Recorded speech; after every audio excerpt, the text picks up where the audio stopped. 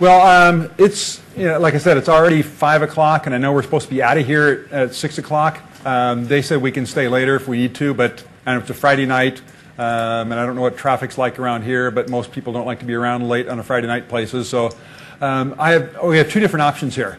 One option is we can just do the presentation and skip demos and get you guys out of here and at the scheduled 6 o'clock time frame, depending on how many questions y'all want to ask.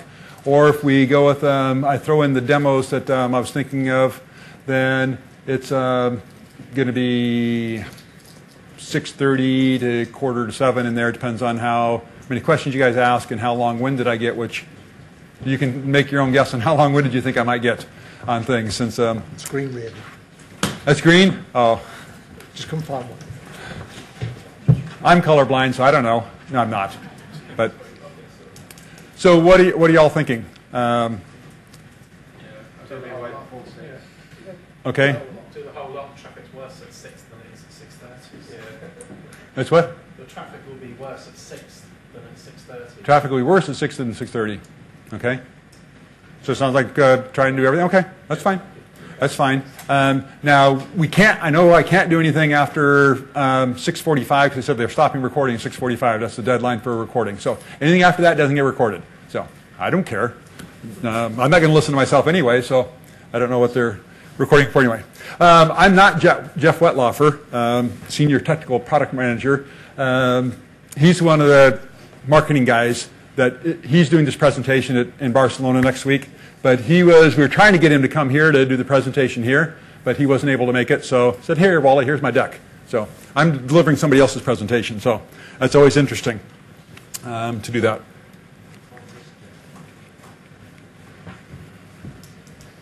Hey, Cliff. I wanted to ask you did you want to do the giveaways earlier than later? Because some people are going to be leaving before I'm done, I think. Yeah, fine. So maybe since I just got to the first slide, maybe now is a great time to do the giveaways. That way, those that have cards? They've been walking up here when I mentioned that. They've been handing them in, and do that first. That way, in case for those that have to leave before I get done blabbing, it's fine. Any more for any more? Move my water.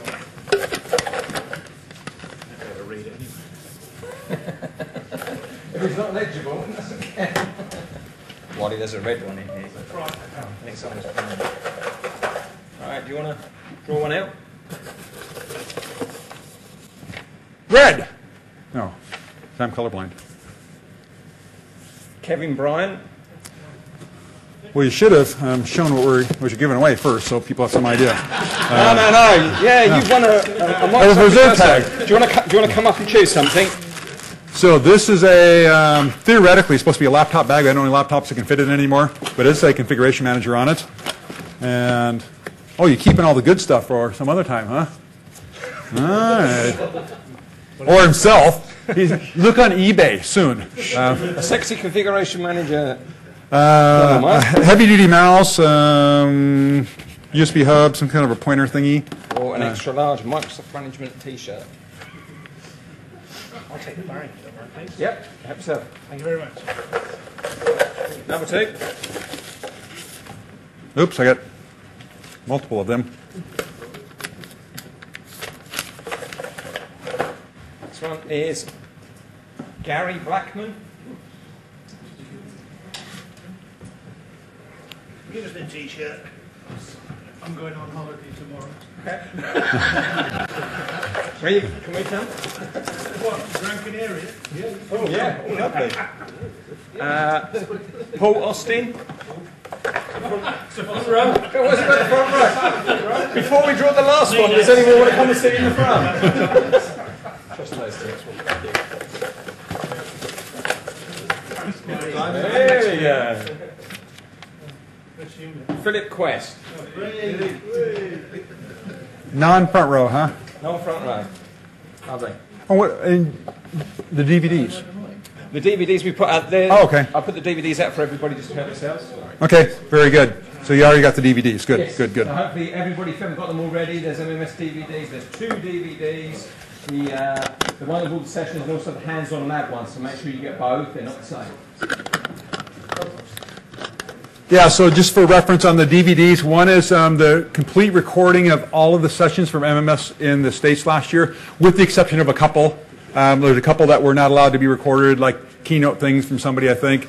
And I think I heard that I did a presentation in the keynote room, one of them, and I heard something about in my presentation, in fact, I remember this. Some truck was sitting on top of the cable, so they didn't record my demos. Actually, the audio was there, but no video of my demos. So, apologize for that. The other one was, the other DVD is a hands-on lab walkthrough. It's not all the hands-on labs, but you do get the lab docs, I believe, are on there also. But it's after the event, they had some people go through and basically run through the labs, a selected number of them, not all of them.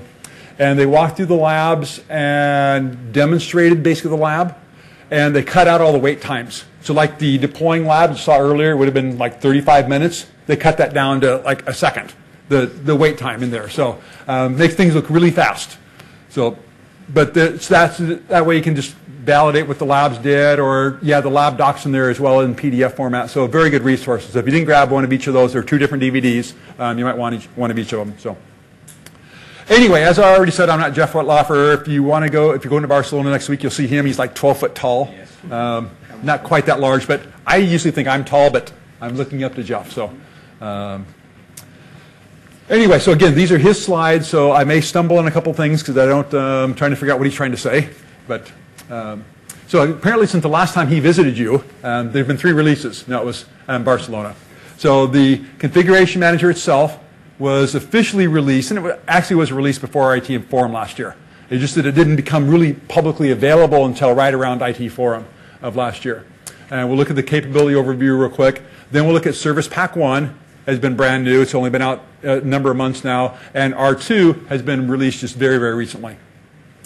These are a couple of marketing slides that I don't know how to talk to since I don't do marketing.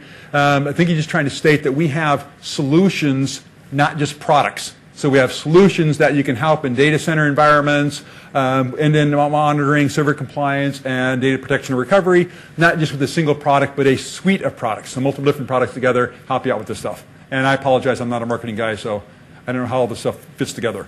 And more stuff like that, too, for desktops. More cool stuff. So I don't know. So I'll tell you about the product. I'm a product guy, not a solution guy. I apologize. So if you go to Barcelona, you'll get Jeff's spiel on it, and he may take 45 minutes on those 2 slides, being a marketing solutions guy. So we're laughing way too much in here. This is supposed to be serious stuff. Not.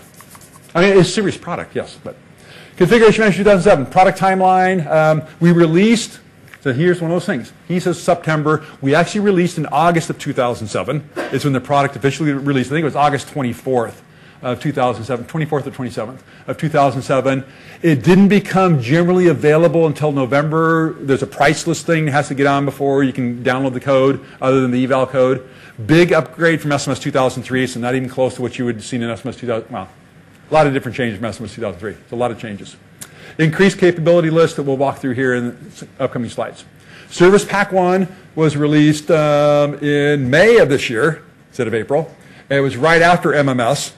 Which MMS ended at 1st of May, 2nd of May, or whatever the date was, but it came out right after that. So it was April of this year, or excuse me, May of this year. 3 big things that SP1 gives you.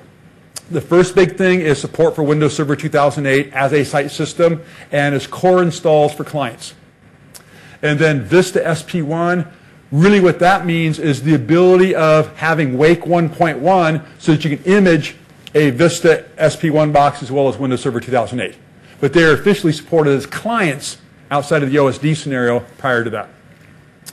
Asset Intelligence Update. I'll show you what that looks like in a demo and some slides, but we had Asset Intelligence in our product, the RTM version. We made some big upgrades to it in Service Pack 1. A newer catalog, and primarily the big thing is the user interface. So we now have an administrator interface to the product that we didn't have before, and the ability of doing the online catalog updates and uploading of product signatures. And then Intel vPro integration, the ability of supporting Intel vPro boxes out of band. So in disconnected scenarios or turned off type scenarios, and we'll walk through what that looks like. Then R2, we just released R2 actually in August of this year, so just a couple months ago. And it provides application virtualization management. So integration of SoftGrid 4.5 or Microsoft Application Virtualization Management with Configuration Manager. And I got slides in here to talk about that in more detail.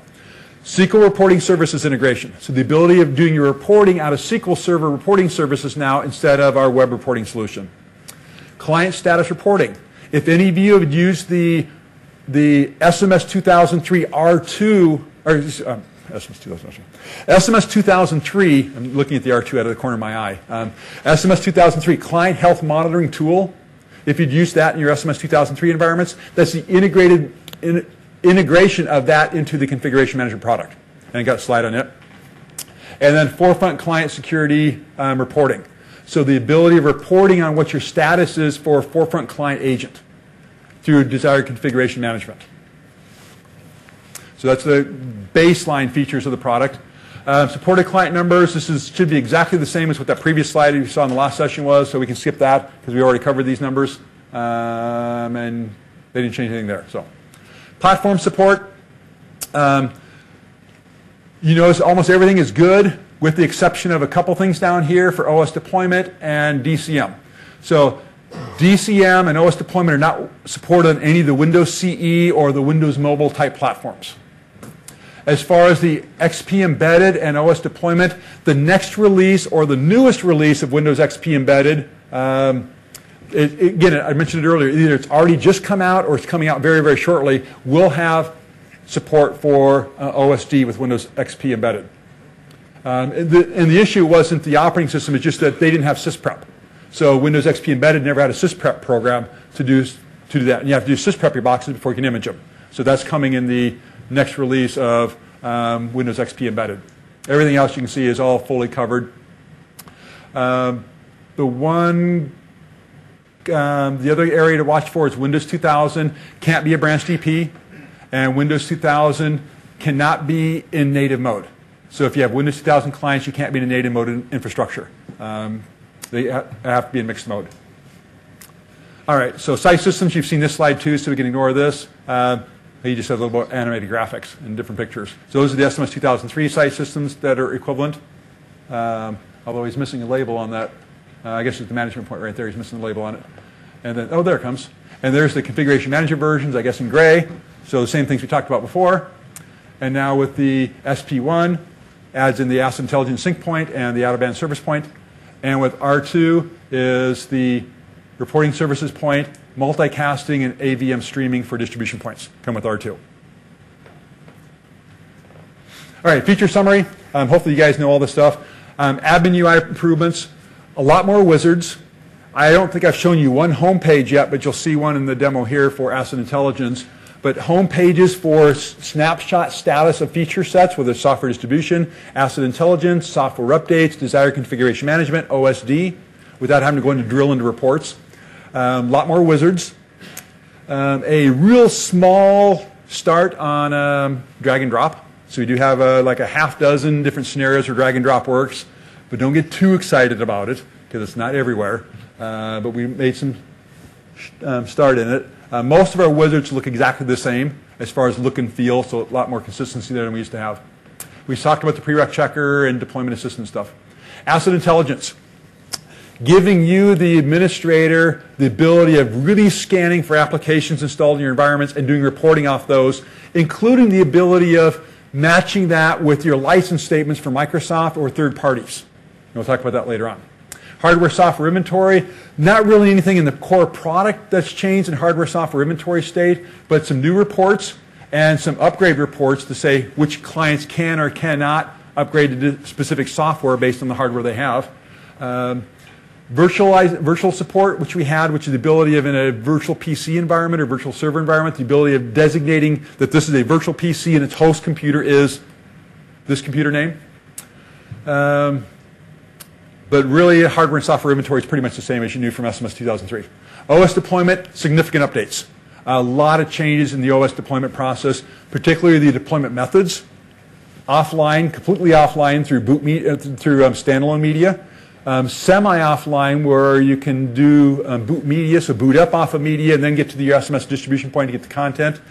Pixie scenarios, so off bare metal client scenarios as well. Using things off USB memory sticks. You can put images on there if you have a big enough stick, and you can install them from a USB memory stick if you want to. So lots of cool technology there. Multicast, which I already talked about, is multicasting of the OS image in WinPE from Windows Server 2008 distribution points.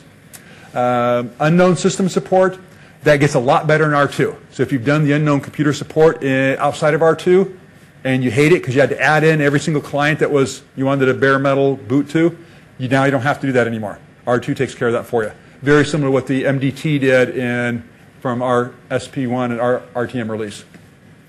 Driver catalog, which I think he has a slide in here on the driver catalog, is a very cool thing. Then, of course, task sequences, which I don't know that he has. Yeah, nowhere in there, task sequences. So task sequences, great way of managing your deployment of your images without having to have multiple different images for multiple different functions. Software updates. So a big change in the software update feature from SMS 2003, no longer using ITMU, but now using WSUS. So more content's available to you, more controls over the deployment process, integration with the rest of the Configuration Manager product as far as functionality with the balloon notifications and the restart notifications, support for maintenance windows for controlling when things get implemented on your client computers. So a lot of great support there. Branch DP support as well for this, and OS deployment as well as software distribution later on. You can support internet-based clients through all of this stuff except for network access protection, because the purpose of network access protection is to keep people off your corporate network when they're not compliant. Well, when you're on the internet, you're already off your corporate network, so you don't need to worry about it. And OSD. There's no OSD over the internet. So that'd be kind of cool, though. Instead of the all systems, you can do all world and re-image everybody's box. So big computer hack type thing, so big virus. So other than that, internet-based clients have pretty good support for just about everything. OSD and software updates, you can have as part of your OSD process installing mandatory software updates as part of the deployment process. So before the end user gets used the box, it's fully patched up to the state you want it to be. Network access protection, the ability of keeping systems off your network that shouldn't be on there because they don't meet your criteria. In Configuration Manager, that criteria is security updates. NAP itself has Windows Firewall and other things that you can go ahead and configure that have to be enabled before you're up and running. Software distribution, the core things are in the RTM product would be branch DP support, maintenance window support, copy packages wizard is very good. In the R2 release then, virtualization. So the ability of treating virtual apps just like you treat your physical apps. And we'll talk about that quite a bit. Desired configuration management, which really to me is desired configuration monitoring the way we have it implemented. The ability for you to scan computers to identify which ones are in and out of compliance that you set. Whether that compliance is applications that have to be installed or applications that cannot be installed. Corporate registry settings that you might have.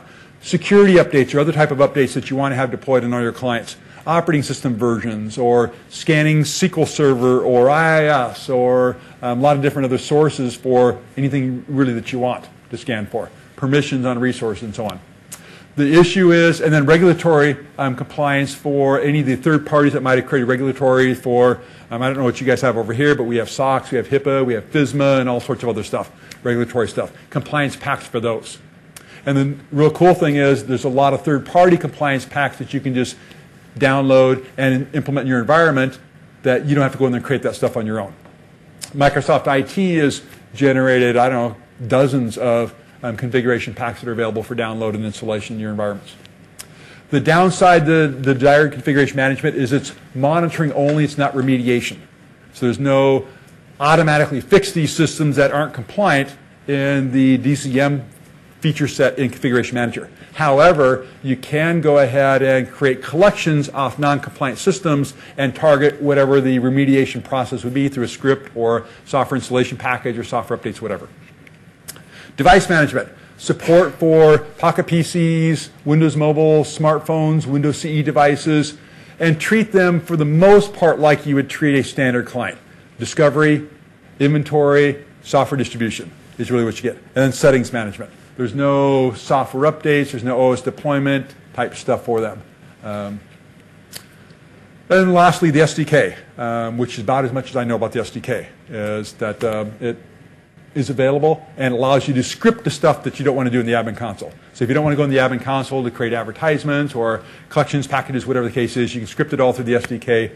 Great facility. If you go up on the TechNet forums, there's a really strong community there from our SDK writers to go ahead and help you automate things through the SDK. So great facility there. But that's available for help automating some of the processes that we have. Okay, so that's in the RTM product. The SP1 we kind of covered already. Windows Server 2008 support as site systems. You get that with SP1, and then the server core installations as clients, you get that in the SP1 product as well. Vista SP1, again, that was supported as a client beforehand. What this gives you is the ability of imaging a Vista SP1 box and deploying that image through Configuration Manager. In their RTM product, you had to manually upgrade your Wake version from Wake 1.0 to Wake 1.1 in order to support Vista SP1 as far as OS imaging process went. Asset Intelligence 1.5. So the RTM version of the product had 1.1 in it. This is 1.5. New user interface, which I'll show you in a demo coming up. So big interface that's available for Asset Intelligence, which before your interface was solely just a set of reports. That's all you had. You had to manually enable things by modifying the SMS def moff. That can all be done now through the admin console. So I'll show you that. AMT integration, so feature integration with the Intel vPro chipset to remotely power on, power off systems, remotely control systems, get inventory information out of them outside of being specifically through our admin console things turned on. We added a couple of customer DCRs or design change requests, things customers asked us to add to the product. So a couple of those things were added in, but really not a whole lot at all. Hotfix rollup. We took, I think it was 21 hotfixes that we had from the RTM version of the product and added those into the SP1 product. So that's not really a whole lot for the product have been out for, at that point in time, it was a little over 6 months that it was out, much smaller than what the SMS 2003 SP1 feature set was. And then the other big thing is we made all the modifications to the server and client that were necessary to support the R2 release. That's why when you install R2, there's no upgrade to the server, there's no upgrade to client, because we put all what we call plumbing. We did all that plumbing in the SP1 product so that you were there, all set, no more deployment out to your site systems or upgrading servers and clients. All you now is just add in the R2 feature set, whatever features you want in R2. So basically it exposes things in the admin console that are hidden with SP1, is what R2 does. And then R2, it gives you application virtualization. So integration of virtual applications just like you would treat them just like you would your physical apps. And we've got some slides on that coming up. OSD, multicast of the images, and then unknown computer support. So no longer having to go in there and manually add in the SM BIOS serial number or the MAC of unknown systems to get them to be able to accept OS images from us through a Pixie boot scenario. Client status reporting, that is the integration of the client health monitoring tool from SMS 2003. And we'll talk about what that is. SQL reporting services integration, using SQL Server for reporting as opposed to our web-based reporting solution. You can use both of them at the same time. You don't lose one when you have the other. You have both different systems set up and running, and things work great with that. And then again, a configuration pack that gives you knowledge to dictate or analyze whether or not forefront client security is working properly or not, installed and running as you expect it to. Wally, a couple of quick questions. With the AMT stuff that you spoke about in the previous slide, obviously there's a BIOS switch that you have to do to enable that on most hardware. Is there a way of automating that, or is it still manual going into the BIOS and switching it on? It could be done if you have the ability of, well, one great way is through AMT, is flashing the BIOS through it. But of course, you got to get the functionality there first. But if you had a command line utility you could run, you could do that through task sequence and Configuration Manager. Okay. So if there's a ability of flashing the BIOS or some command line that would enable it in your BIOS for you, use the task sequence and do the run command line. Oh, it's one thing that's not on this slide anywhere. In OSD, we also do add in with OSD a new run command line option that lets you run in the context of a different user account. task sequences run into the local system context, which has problems in some applications because they can't use local system. They have to be installed in the context of a logged on user. So we have the ability of running a command line in the context of a logged on user now. Not the entire task sequence, just one command line. Sorry, just another. Oh, you said two, didn't you? Yeah. On the, I'm doing quite a lot of stuff with DCM now. With the what's the roadmap for the config pack stuff? Because I notice there's still quite a lot of stuff which doesn't have config packs with it. Right. I mean, are you quite aggressive with that roadmap-wise? I mean, what's the kind of plans? Yeah. I'm trying to remember what the alias is. I'd have to look it up. But we do have a specific alias. It might be up on our TechNet forum, but the more I think about it, it's probably not. But there is an alias where you can send requests to for configuration packs from us.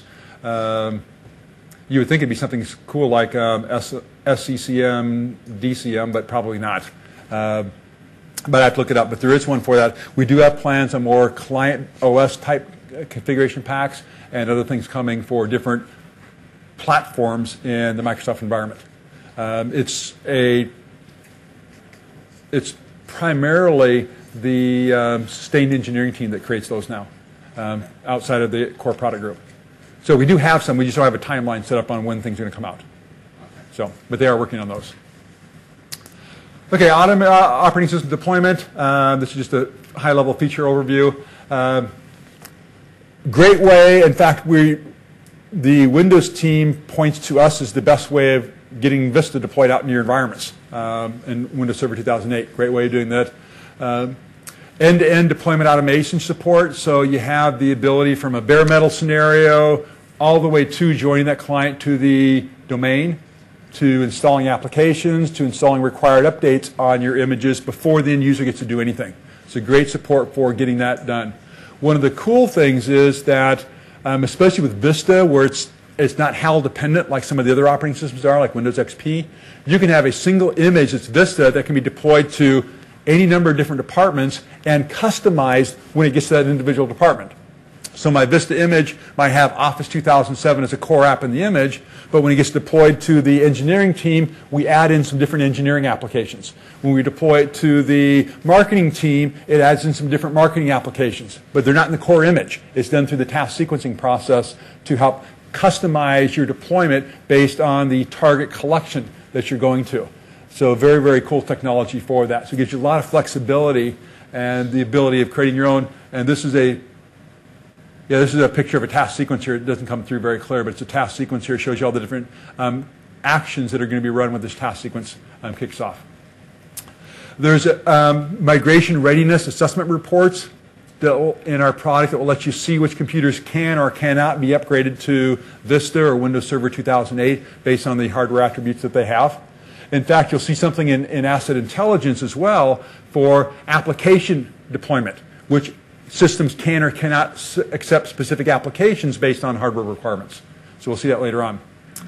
Dynamic deployment of drivers, which is very, very cool. I think he's got a slide coming up here. So in the past, you had to have different images based on different hardware that you're working with, because different sets of hardware, HP versus Dell, versus different Dell models, versus IBMs would have different drivers you had to implement, and you had to get those in your image.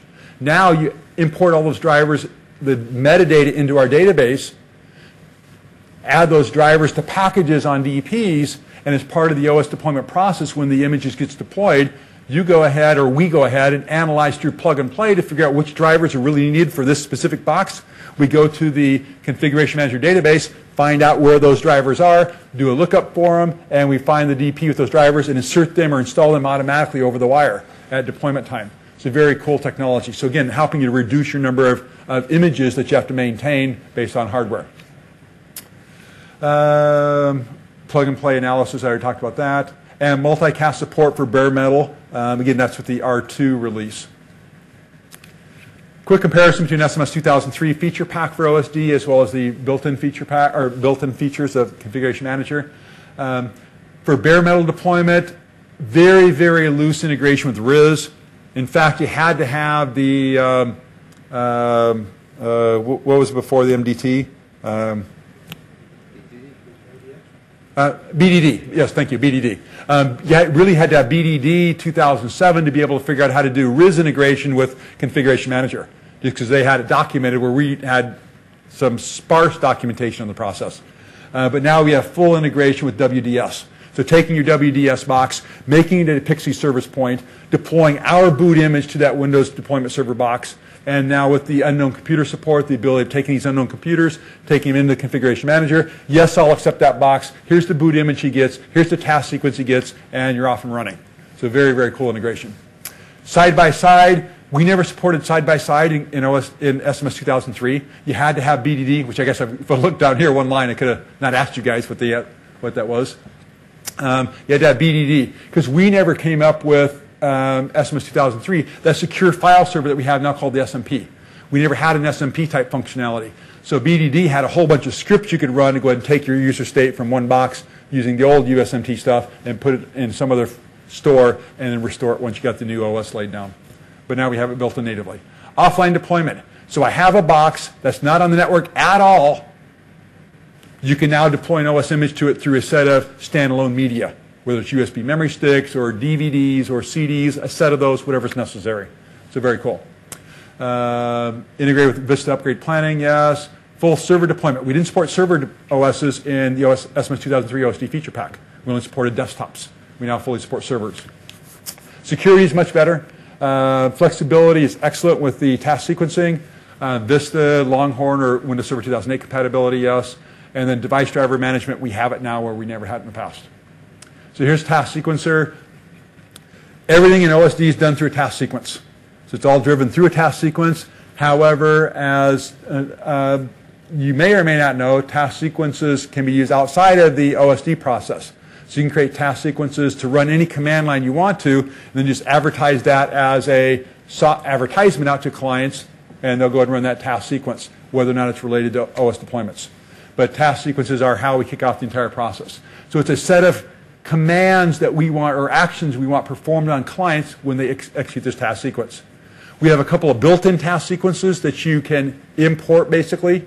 And then we have a custom one, which is blank, nothing there. Then you go in there to the add, and then go to the appropriate category and appropriate command you want, add them in, and build your own task sequence. Whether it's installing software updates, formatting a hard drive, partitioning the hard drive, doing USMT state capture and state restore stuff. Just run command lines. All fully flexible there. And there's a lot of conditional variables in there.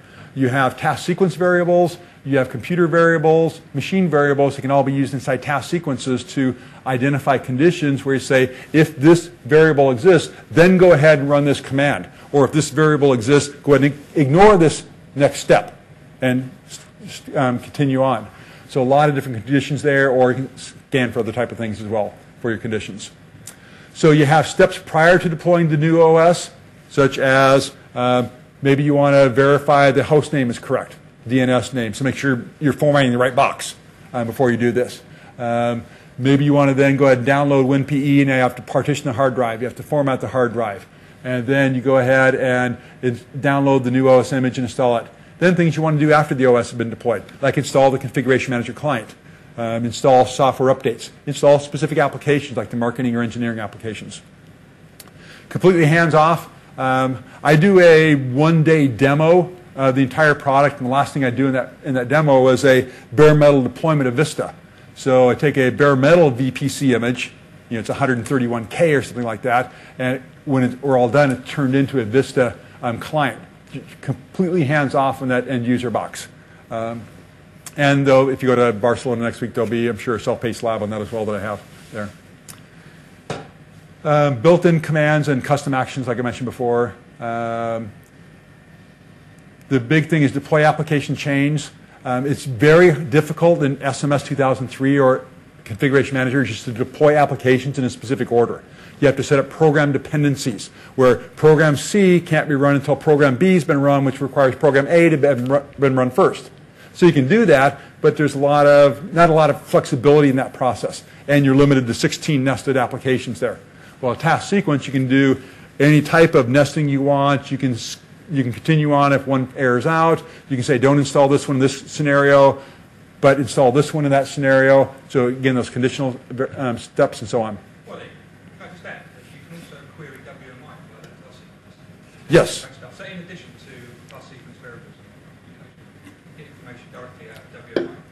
Or any other type of VB script you want to run to query whatever functionality you want, whether it's going to AD, whether it's going to DNS, whether it's WMI stuff, whatever you want to do, you can go query all that stuff through command lines in the task sequences, not just doing our queries that we have.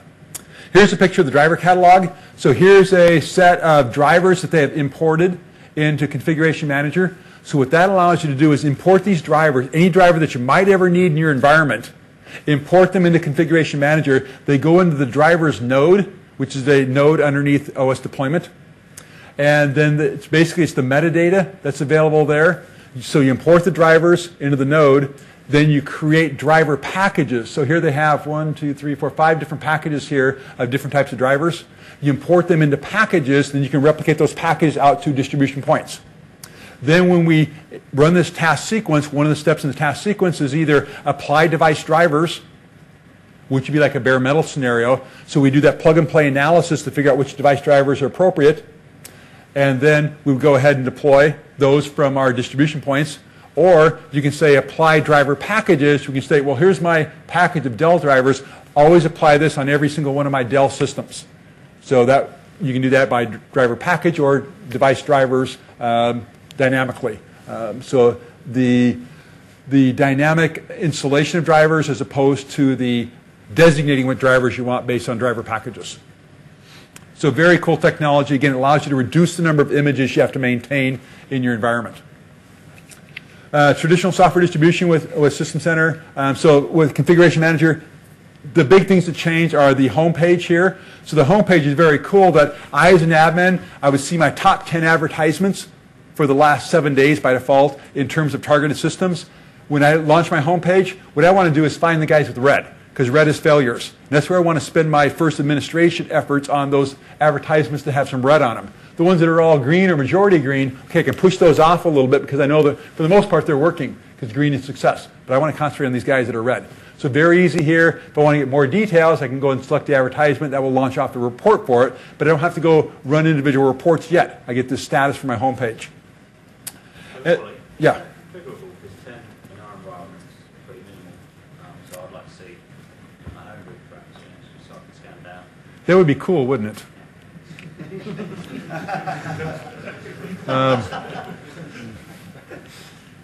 Yeah. We go by the targeted number of systems for the past 7 days or 30 days. So that's what you get. Now, and you can obviously multi-select here. The downside is if you try to multi-select 10, your graph is pretty small here. So it's a little bit harder to read. But no, you can't. And also, what people wanted to do is to take this home page functionality, these graphs in the home page, and put it in their own custom consoles through the SDK, and we don't expose that in the SDK either. It's in our admin console. You live with what we give you. So, sorry.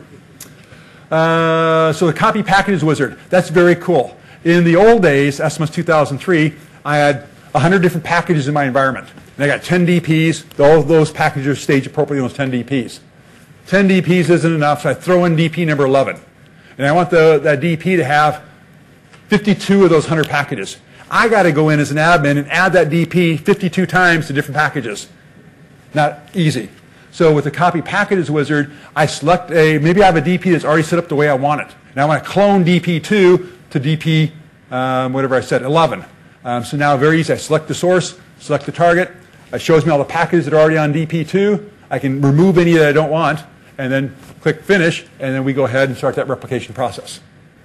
Or it can just show me all my packages in my site, and I can go ahead and pick out which ones I want, and then just click Next on my target DP, and it will go ahead and add those for me automatically. So I don't have to go in there and add them in individually. It will work with software distribution, software update, and OSD packages as well. It filters them out to the node that you're sitting on. If you're sitting in the software distribution node, you only see software distribution packages and so on. Maintenance windows. Maintenance windows are very cool. They allow you to control when scheduled tasks or scheduled deployments can happen on your boxes. So it's very, very common where you have a change window on your servers, maybe Sunday morning from 1 to 4 a.m.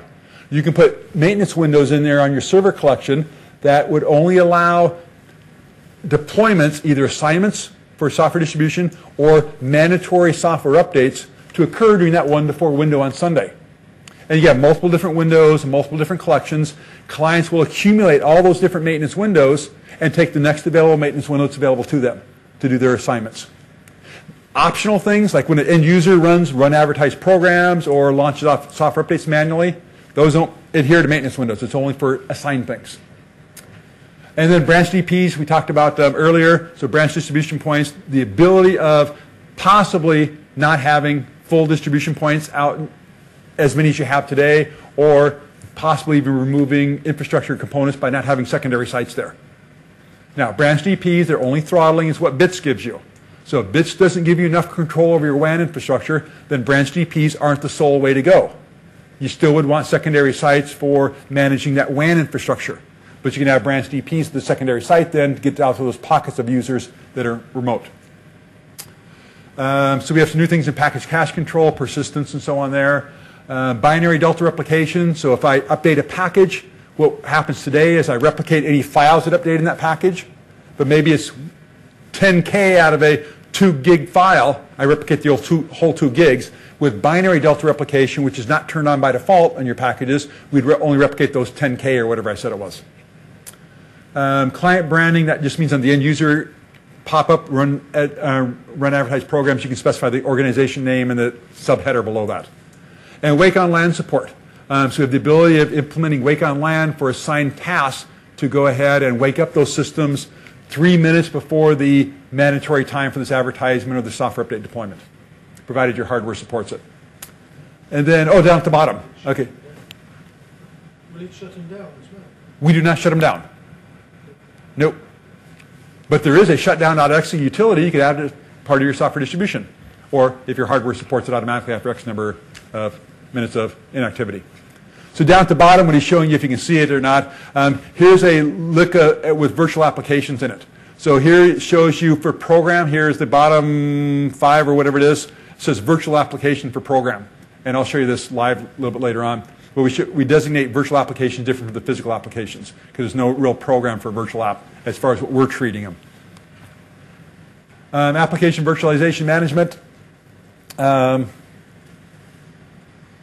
I wonder if, I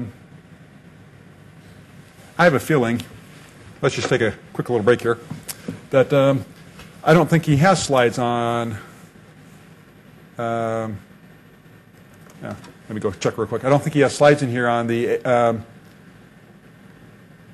was just thinking that I probably should have done a demo already on asset intelligence. My guess is he probably didn't have any, looking to see if there's a slide on it. I remember, like I said, this is not my deck, so I apologize. And it doesn't, there, okay, there is, okay. Alrighty.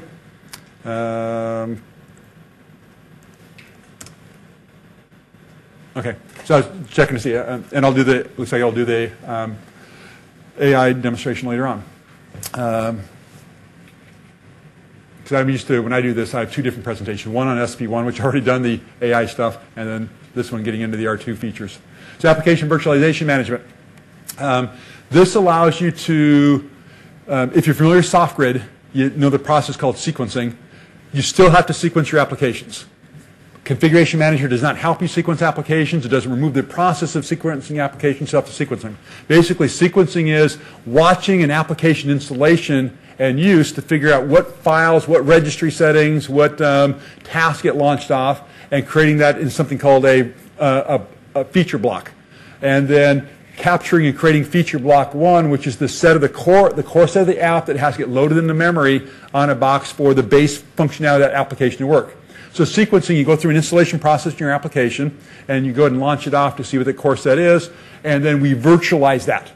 So we take a sequenced application and make it a virtualized application inside configuration management.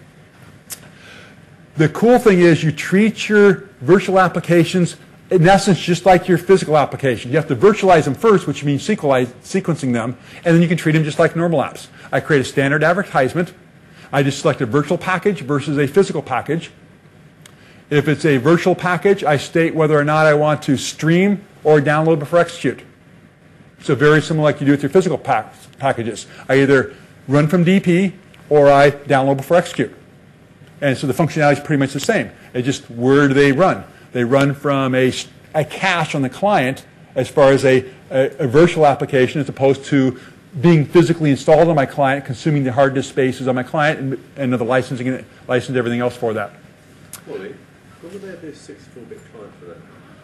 Will there be a 64-bit client? Web application virtualization, you know or not? That's an MDOT thing, which I'm not an MDOT person, so I don't know. I'm surprised there isn't. So, but I guess that makes sense since we're a 32-bit app as well. So configuration manager. So if you asked me on configuration manager, I could have told you, but you didn't, so I won't. So, and the answer is I don't know, sometime in the future. For us. Stream from DPs, again, that's very much like to run from DP that you know today. And then download before execute, that's downloading your virtual application down into the SMS client cache so that when you then, if I happen to be offline, I can go ahead and stream it from the SMS client cache over to the SoftGrid client cache or the virtual app V cache and run it there in a disconnected scenario. So just a matter whether I'm pre-streaming down to the client or whether I'm streaming dynamically from my DPs. Streaming from DPs is great for the highly connected desktops or laptop systems that are always going to be there, can access the DP. I can save the SMS client cache download. Those that are going to be offline scenario, like I'm not on corporate network today, if I wanted to run Microsoft Word, I would do download for execute of it as an application to my local SMS cache. Now I launch off that icon on my desktop. It would then stream it from the SMS cache into the SoftGrid cache and then launch it off from there. So it just depends on what your client scenario is. You get full inventory and reporting in virtual apps just like physical apps. So when you do asset intelligence, we'll tell you whether the app on the client was physical or virtual. So you'll be able to tell whether it's physical or virtual application for reporting and inventory purposes. And we still maintain the still maintain the dynamic nature of application virtualization. So using 80 user groups, removing the icon when it's no longer advertised to the client, so he's not in the target collection anymore, that type of stuff. So we still have that dynamic nature. Upgrading the client on the distribution point would upgrade the cache locally on the client as well, so you have all that functionality. Does something like virtualized applications relate to the MSI rack? You virtualize whatever application you want. It doesn't have to be an MSI based. No. So what we have for SMS... Right, that's for SMS 2003 today. We have that integration because we had the, I forget what it's called, but I want to call it was a connector for SoftGrid 4.2 in SMS 2003. And then we came up with the extension on that, which was to make an MSI out of your sequence application so that you could pre-deploy it down to your clients. You don't have to do that in Configuration Manager at all. So this is the sequencing process. So again, sequencing, you start with your installation DVD or CD. You run it through an installation process. We watch the registry, we watch the task manager, we watch the file system. We watch all those things that might get hit by that application installation. And we create out of that this virtual application. We put it into a bundle. And when you launch it off, it creates something called feature block 1. And that's what we would go ahead and have as our standard cache process. And that would be the SoftGrid file. That's what all the SFT direct extensions are for SoftGrid. We would go ahead and create that as a virtual app that you would then stream down to your client. And so a very small portion of that app is in memory on the client when it's run. Then if you need additional feature set, you go ahead and launch off a feature like a help. It's not in your streamed application. It goes back to your DP or whatever your source is and finds the next set of that application and streams it down for you. So very cool technology. This, again, has to be done outside of Configuration Manager. So you still have to take your physical app that you have, convert it into a virtual app. And that we don't manage at all. You do that through the SoftGrid technology itself, or Application Virtualization 4.5 as part of MDOT. Wally, a few people ever see a day when vendors actually give us these sequenced applications instead of something that we have to spend time on sequencing? Because, you know, it's going to handle over 100,000 companies all doing the same thing. Right. The same sequenced application. Do you think vendors will ever catch on? Or is there an initiative from Microsoft to get vendors to actually do this? We've been requesting it, yes. Right. Yes. So I can't tell you how quickly that might happen because, you know, when SMS 2003 R2 came out, we had the custom updates publishing tool and the ability of third parties creating their own catalogs for applications to be managed by us. And that didn't gather as much steam as we'd hoped. And in the old days, we asked all of our application vendors to create package definition files. So you could very easily create a package out of them in SMS And I don't know how many of your applications that you purchase have .sms files with them for that. So we make requests. However, what we always tell people is you guys have a better chance of getting those type of things to happen than we do. So when you guys demand, hey, I need a sequence application, or I need a catalog for SCUP, System Center Updates Publisher, or a package definition file, it's going to be easier for you guys to get them to do that than it is for us. What about Microsoft products? Microsoft products? Will we see a day when people buy again? That would be cool too, wouldn't it? If we would do it ourselves. So, yes. Wally, just a quick question on the sequencing, just to follow on that. Is the long-term plan to bring the sequencing into CCF? Oh, long-term plan. I can't tell you the long-term plan, but it would be great if we could reduce the number of things you guys had to do to get applications deployed. I'm just thinking, long-term I can see sequencing replacing packaging. Right. Hey, thanks, guys. Yep. So again, packaging and distribution of virtual applications, you basically want to treat them like a normal app. You create a package in Configuration Manager, just a sequenced app as opposed to the physical app files. You create a package of it, you put them on distribution points, and you create an advertisement for them. So basically the big difference is you make your DPs, streaming DPs if you want to support that, and you specify in your advertisement whether or not this is a streamed app or a downloadable for execute app. So very, very simple. But you basically treat them like physical apps. Deployment to end users, you still create the same type of advertisement. Just you'll see a difference when you create an advertisement for a virtual app, you don't have a program associated with it because it's a streamed application. So we don't have the program that you get to pick from. That gets actually removed from the dialog in your advertisement wizard when you create a new advertisement for a virtual app. But you advertise to the clients. Then when the client runs this advertisement, it'll go ahead and put the icons on the desktop if it's a virtual application. So they run that, their icons appear on the desktop, they launch off the icon on the desktop, and we do that streaming process, either from our client cache or from the distribution point, depends on how you did the advertisement for it.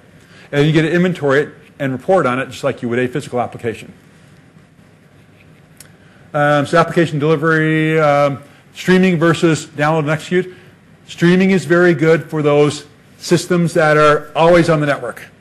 So you're highly available on the wire, so it saves you disk space because you don't have to consume your SMS client cache with this streamed application. The virtual apps don't run from the SMS client cache, they run from the SoftGrid cache. So it'd be cool if they combine the two caches, wouldn't it? So maybe someday in the future you'll see that those two caches being combined. Today they're not. You can do streaming from branch DPs as well as standard DPs. Obviously if you use a standard DP that's bits enabled, it'll be HTTP streaming. If you use a branch DP, you don't get any HTTP content from a branch DP. It's always over SMB, or if you go to a SMB-based standard DP. So again, the shortcuts get put on the desktop. When they launch it off, it goes to the distribution point and does the streaming from that distribution point. Upgrades are applied to the server, so clients, when they connect up, they do version checking. Hey, it's a new version. They do stream down to that new version of the application. Cons, it requires two versions of the SFT file when you go ahead and update your distribution point, so we can tell for Delta replication what's changed. So we create multiple SFT files, the current one, then the next one on the list. Not great with unreliable networks and offline scenarios, obviously. Downloadable for execute scenario, it's great in those scenarios where my client's roaming. He's not always going to be able to access his distribution point, so I pre-download that content in my client cache, and I can work from there. So that works great in those environments. However, it takes twice the disk space because of the fact that it downloads to the SMS client cache, and then it gets streamed over to the SoftGrid client cache, or the app B client cache. And then for RDC, remote differential compression, that's binary delta replication. That's when you change bits in a file, not replicating the entire changed file, just the update to the file. It requires more disk space because it calculated the differences between the different files. But it's very good in the environment where I might be remotely disconnected at points of time. Is there a scenario with this where you can decide which is the best method to point to the client? So, for example, with some clients it might be more suitable doing installing the full program, and other clients it might be suitable doing distribution. I mean, what I'm saying is, would you have the same package side by side, and then you can, there's a way of deciding what's the best? Well, it's the same package, unless you're talking about the physical install versus an app or virtual app. Yeah. They are two different packages today. maybe in the future that would be a combined package that included both the virtual aspects as well as the physical aspects. It's a situation where you might want to stream some apps, but other ones you might want to have. Yeah, it's one of those cliff answers of it depends on the scenario, it depends on your licensing, what you want to have, the disk space considerations you have, the number of users that are going to use that application, how frequently they need to have it accessed, and so on. So there's not a whole lot of good guidance there that I've seen yet on that type of scenario. With the application shortcuts, refer to the local copy of the application to download for execute, so you don't have to have the server, because it's going to be pulling from our local client cache itself, as already mentioned. So,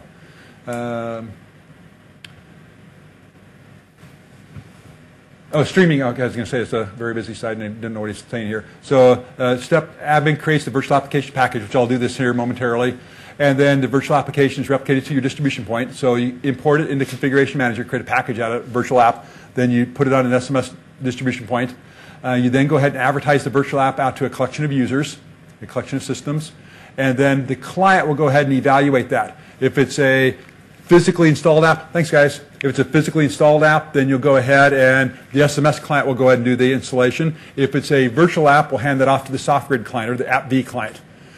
You still have to have the AppV client installed. We don't give you the virtualization technology as far as that client functionality. We integrate with the AppV client, but we don't provide the AppV client functionality.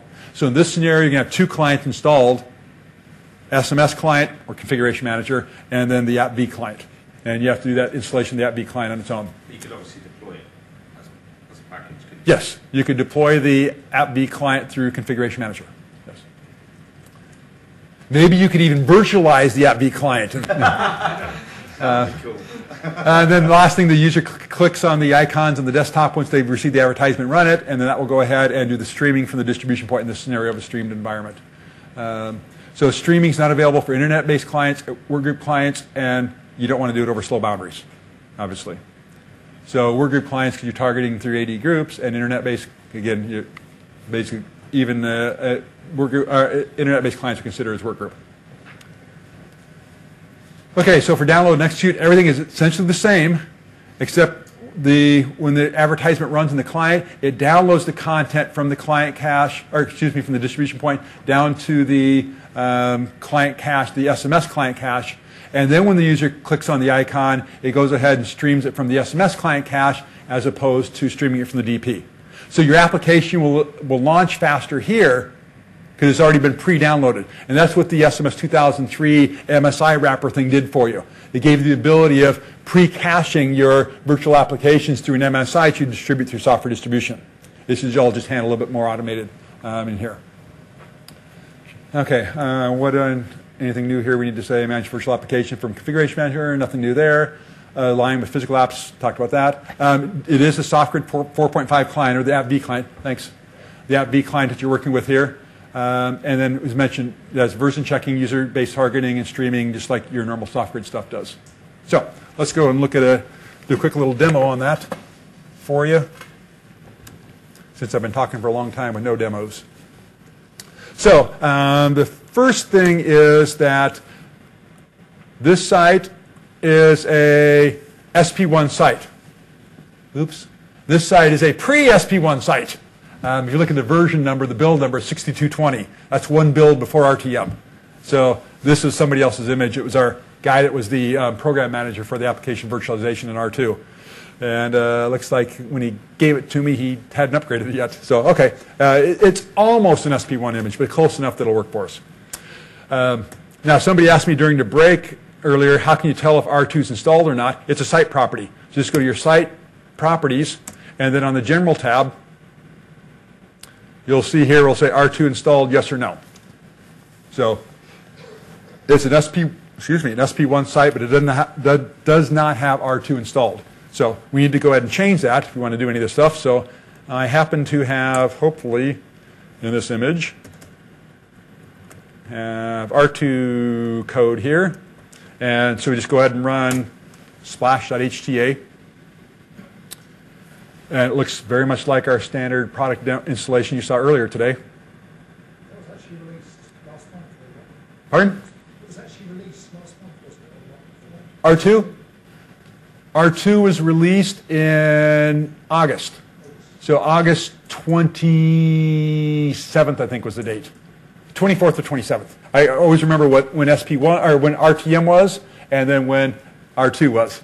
They were both in August. One was the 24th and one was the 27th. Maybe it was the 22nd and 27th, but somewhere in there. So anyway, we're going to go ahead and install R2. It's very small. It's a quick install, so it's not complicated at all. Oops. Except you have to close down your admin console. Because what we're doing is we're making extensions to the admin console. That's really all that R2 is doing, is enabling things that are locked or blocked in the admin console.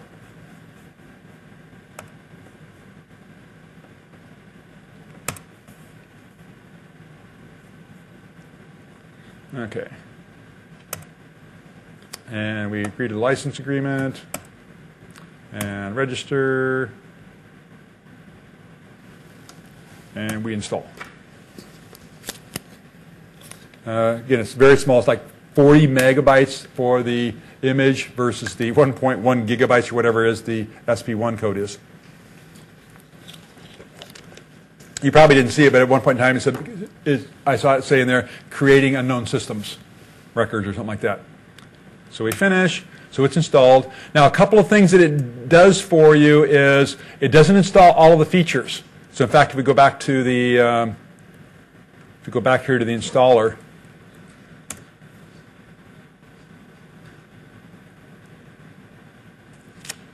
forefront client security integration and client status reporting. So those are a couple additional things that do not get installed automatically for you. So it's additional content that you do have to install. So when you install those, it will go ahead and I've already done that part. It creates here a client status. Thanks. Client status. Oh, this is the one that's installed. Let me do it. F5. Where did it go? Oh, that's the software client. Here we are. System Center Configuration Manager. So here's the cab file, the DCM configuration pack for Forefront. You have to import. We also then, you have to install that client status reporting. And when you install the client status reporting feature, it goes ahead and gives you a MOF file for reports that you have to go in there and import into your site as well to get these reports. So there's a couple different things you have to do even after you just run the installer for R2. But anyway, we got R2 installed. So let's go ahead and kick him off.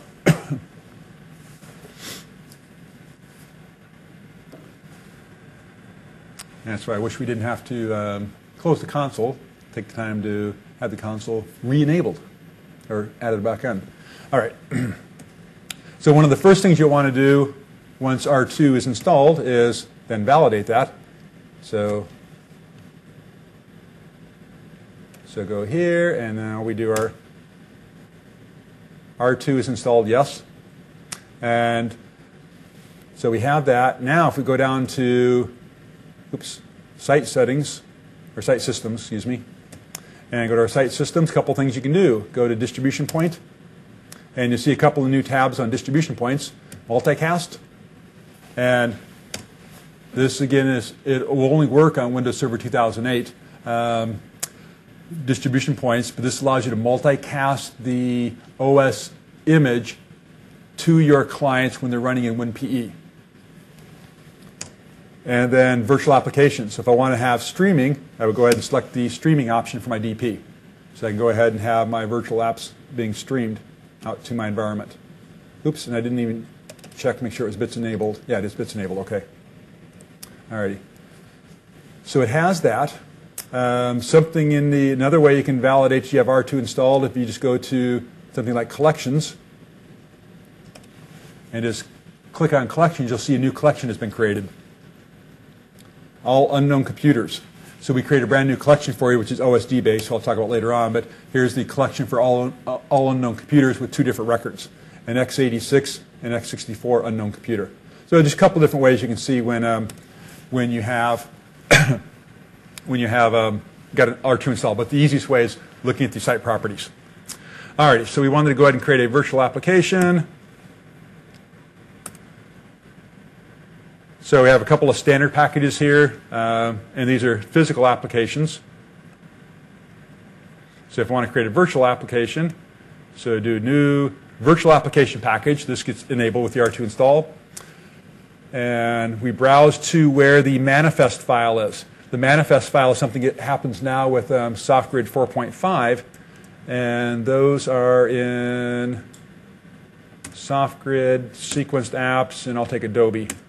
And here you can see the manifest file. So it's a manifest file, XML file that we generate.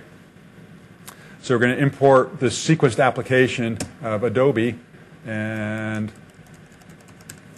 the name is Adobe Reader, version 8, manufacturer is Adobe Systems or whatever they are. And the checkbox down here is new. Remove this package from clients when it's no longer advertised. So this is the uninstall this app, which a virtual app, again, is just the icon on the desktop, when it's no longer advertised. So we don't have that for physical apps. We do have this for virtual apps. And specify the source. So where do I get these files from? SMS server.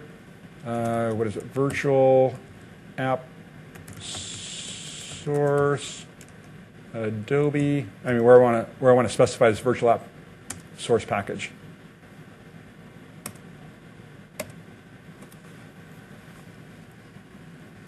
Yeah, I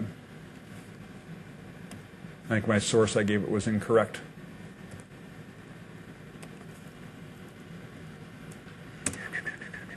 Try this again. I probably should go pull up my notes, shouldn't I? So instead of guessing on this stuff.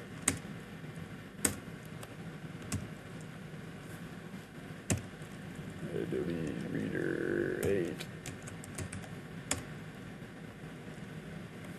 Okay, probably browse for it, couldn't I? Windows. App data source. There we go. And then want that. So I forgot the data and misspelled source Adobe. And I misspelled Adobe. That's all right. It's a directory.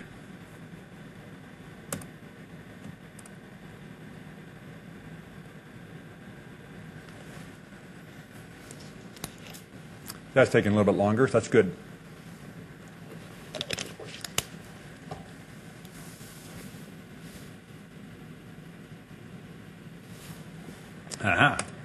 Now, another thing we need to do, so there's a virtual package.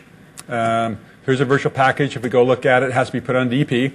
So, but there's no programs node like you would have in your physical packages. So if you go up here, one of the physical packages, you have the programs node where you specify here's the command lines I want you to run for this package. You don't have that for virtual apps because it's running whatever the feature block is that you're giving it. But we do have to put them on DPs. And I did make my DP a streaming DP. Select all, next, and close. So it'll take him a moment to replicate out there.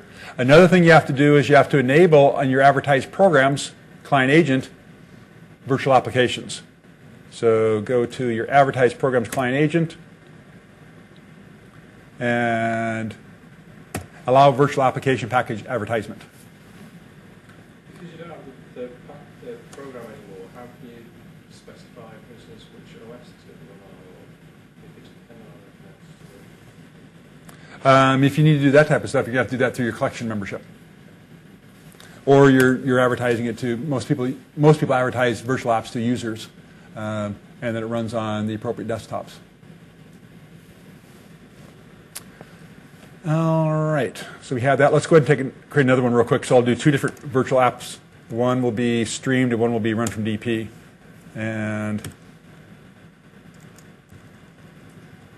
SoftGrid and sequenced apps and beyond compare. And we'll just leave the defaults there. And SMS server,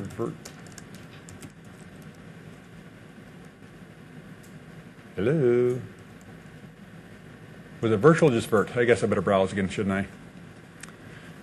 Plus, we've already seen my typing. If I could find my mouse pointer. Where's my mouse? There it is.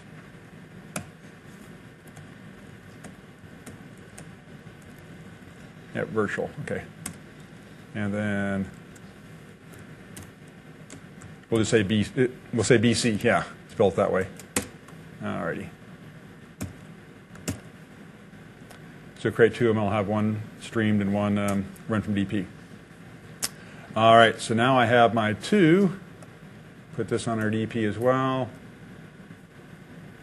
And as you know, you never create advertisements till you verify that they're on at least one DP that's available to clients.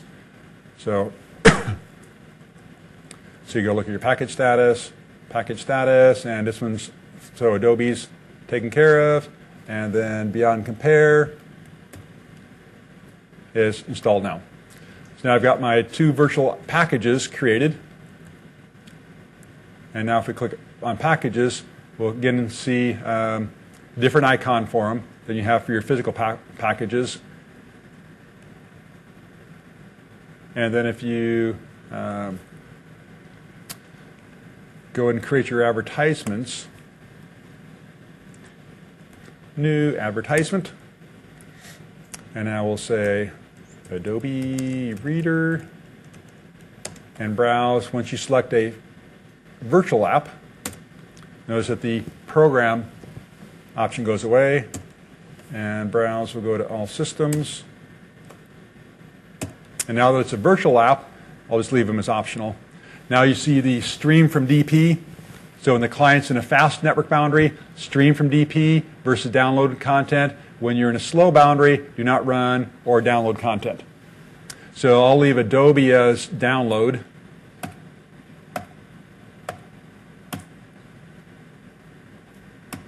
And then I'll create an advertisement for Beyond Compare. Oops.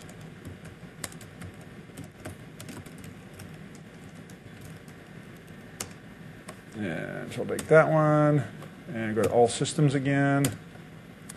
And for this one, we'll go ahead and have this stream. Bless you. Alrighty. Now, before you go ahead and retrieve any advertisements, I'm a big proponent of validating that my policy's been created, because I've been burned before by policy. Bless you. Good thing you don't have the mic. So 11:11 a.m. looks like the proper time because it is the current date and time. So that tells me that my policy has been created by the policy provider on the site server. Oops, it just updated, so one of them just got done. So that gives me the information I need to know. Otherwise, I'm retrieving policies too soon when I'm forcing it. Now, in the real world, you don't have to force this. It's going to happen within your hour, whatever your scheduled parameter is. I'm just going to go ahead and force it so things happen quicker for us. So this guy should be retrieving a few different policies. One is to change the advertised programs client agent to support virtual apps, and then the advertisements that are targeted to it for this client. So we'll let him go ahead and kick off and do his working, which takes him a couple of minutes. Then what I always do is validate that the client got policies, so I'm not wasting time.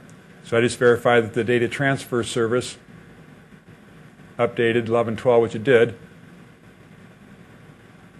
And if you want to see how many policies, it should say it downloaded 3 different policies. And you can tell this isn't my image because it's using SMS trace. And I can never find anything in SMS trace, so it looks like there was a lot of policies in here I had to download. Yeah, because it did a full policy update with 24 assignments. So, a whole lot easier to find that in Notepad. Yes, that's how you can always tell if something's an image, one of my images or not. Now, it was one of my base images I gave him. That's why the server's name is SMS Server, but he obviously went ahead and installed the toolkit, and it's going that way.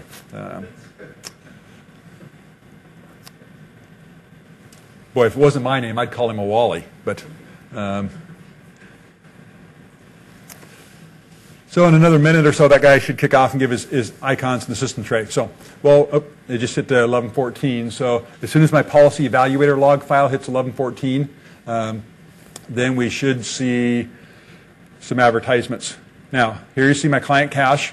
There's nothing in the client cache other than the skip file, so we don't do software inventory of the client cache.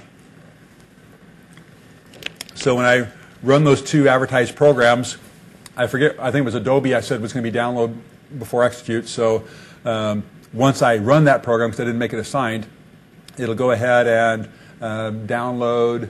Once I run it, it'll go ahead and download to the desktop, or download here. And there we go, new programs available. And no system tray, nothing on the desktop yet. And Adobe Reader. Searching program files, and this is download before execute. So again, you would probably have this automated, so it all happened in the background at night before users needed it. But I'm configuring this way. So it'll go ahead and do the download. And now in our client cache, there's a folder, and inside that is the Adobe. It's being downloaded in client cache.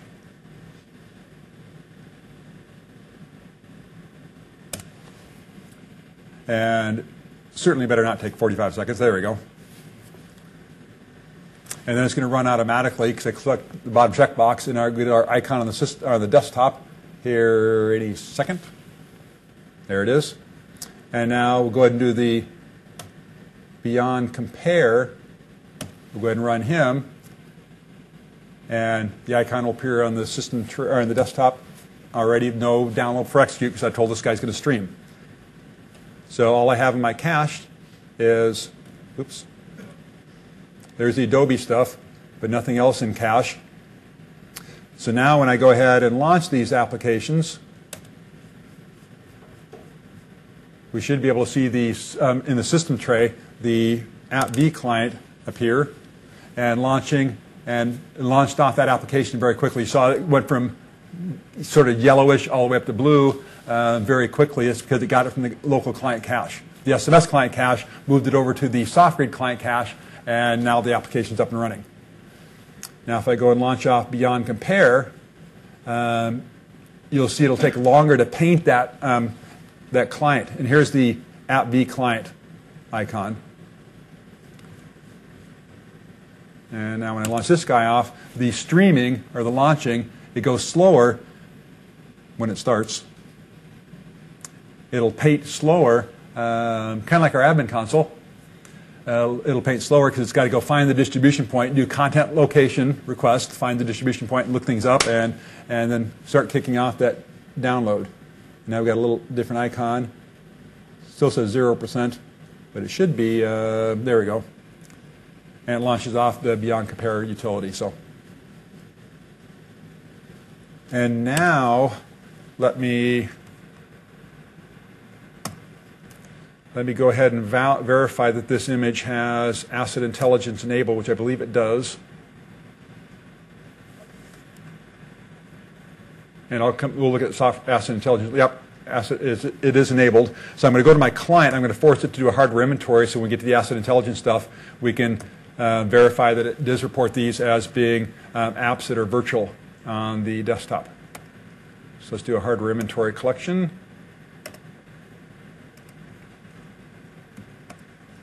Okay. So it'll take him a moment to process hardware inventory. So okay, we'll go ahead and kick on over. Software updates, nothing changes in SP1 or R2 as far as software updates goes, but this gives you the WSUS infrastructure. So this gives you the ability of utilizing the WSUS infrastructure for your catalog as opposed to the WSUS scan cab file that we had with ITMU. So it gets you more content available than what we had in ITMU. So you have to have a WSUS server. You set that up as a software update point, which you saw me do in that previous presentation when I set it up for the software update point client push. The WSUS, if you have an existing WSUS environment on one server, you store config management. Can you use the existing WSUS server as your update server? Yes. So yes, you can use an existing WSUS server as your software update point. We prefer you set up one specifically for us just so your admins don't go use it, but you can. So the one that's off the config management box, you can't use that as...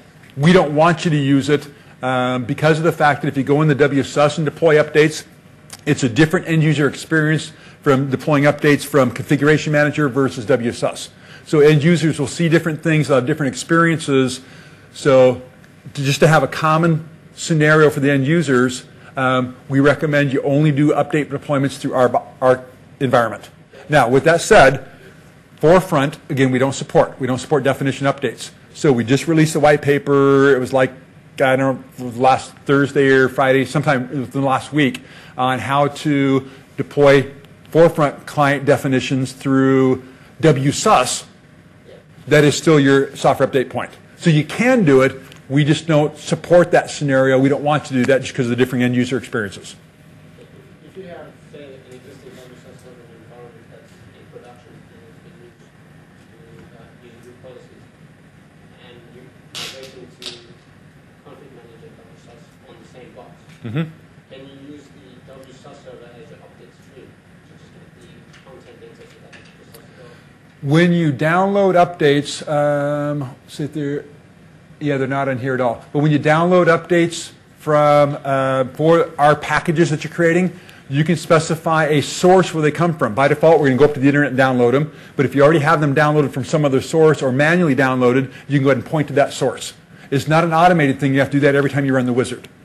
Every time you run the wizard to say, I want to deploy these dozen updates, I either go to the internet and download them, default, or I have to specify a source location where they've already been downloaded to. So you can point to your WSUS content store. Yeah.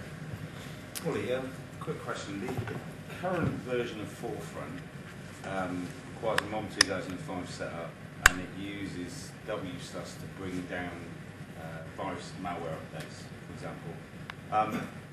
Is there any, what's the situation, obviously, because if I've got one WSUS server and it's owned by CCM, is there any conflict there with me running Forefront? Or do they sit happily together, or I mean, what's the?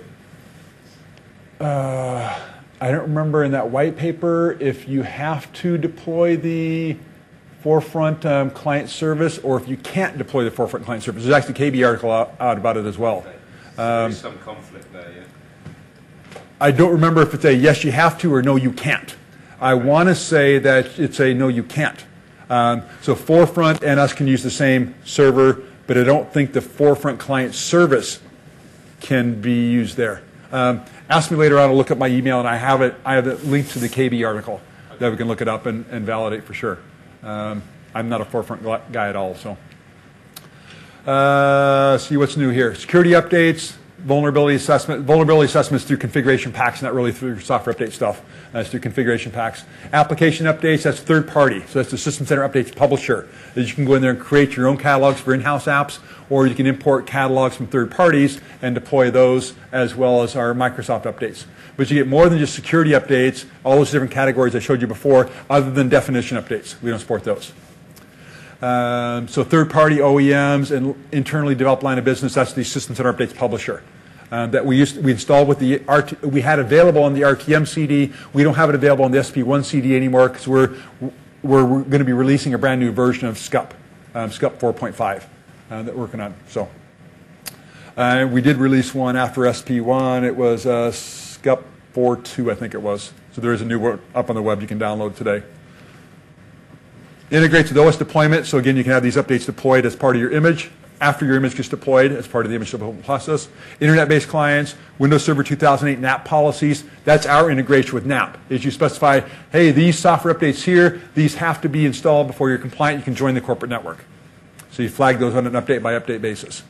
System Center Updates Publishers, that third-party tool for these guys right here. And then desired configuration management. You can create configuration baselines to check and see which updates are, which clients are compliant on which updates, as well as just using the home page up here to validate your software updates. Network access protection. Again, this allows you to dictate policies that your clients must adhere to before they're allowed to join your corporate network. So if they're not compliant with specific policies, we put them into a perimeter network or a isolated network that would then have the ability of getting access to a management point and a distribution point. Management point so they can then pull policies to find out what they're missing and then distribution points so they can install those updates, whatever they're missing, to become compliant again. Then once they install those updates, they send out another what's called statement of health, which doesn't look like, it doesn't list it up there, but it's a statement of health is what it sends to the configuration manager, and we designate, yes, you are now compliant, and we move you from the perimeter network or that private network over to the full corporate LAN so you get access to all full resources. So again, with our integration, all we do is software updates.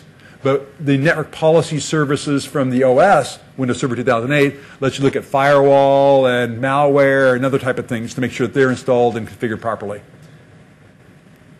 So again, that requires Windows Server 2008 as its infrastructure.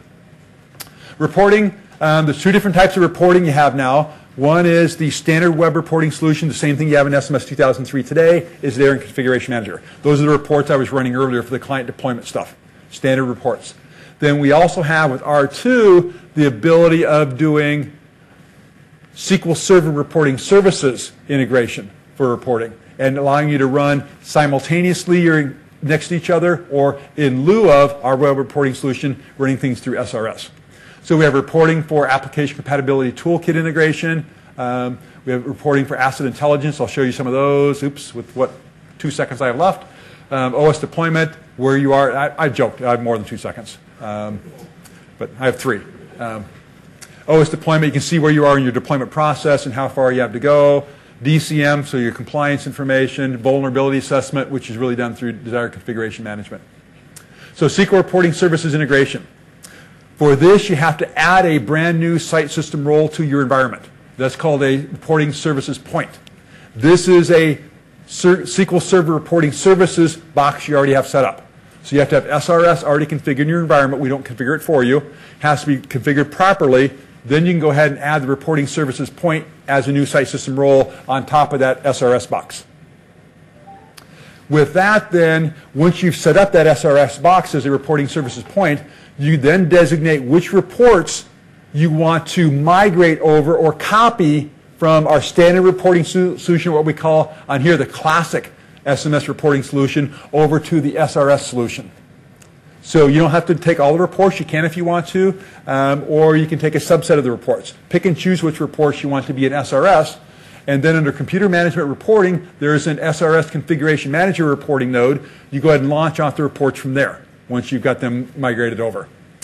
Then you can go ahead and develop your own reports in SRS if you want to. So let me go ahead and show you that real quick. I should have SRS installed on this guy. So we'll go add a new site role.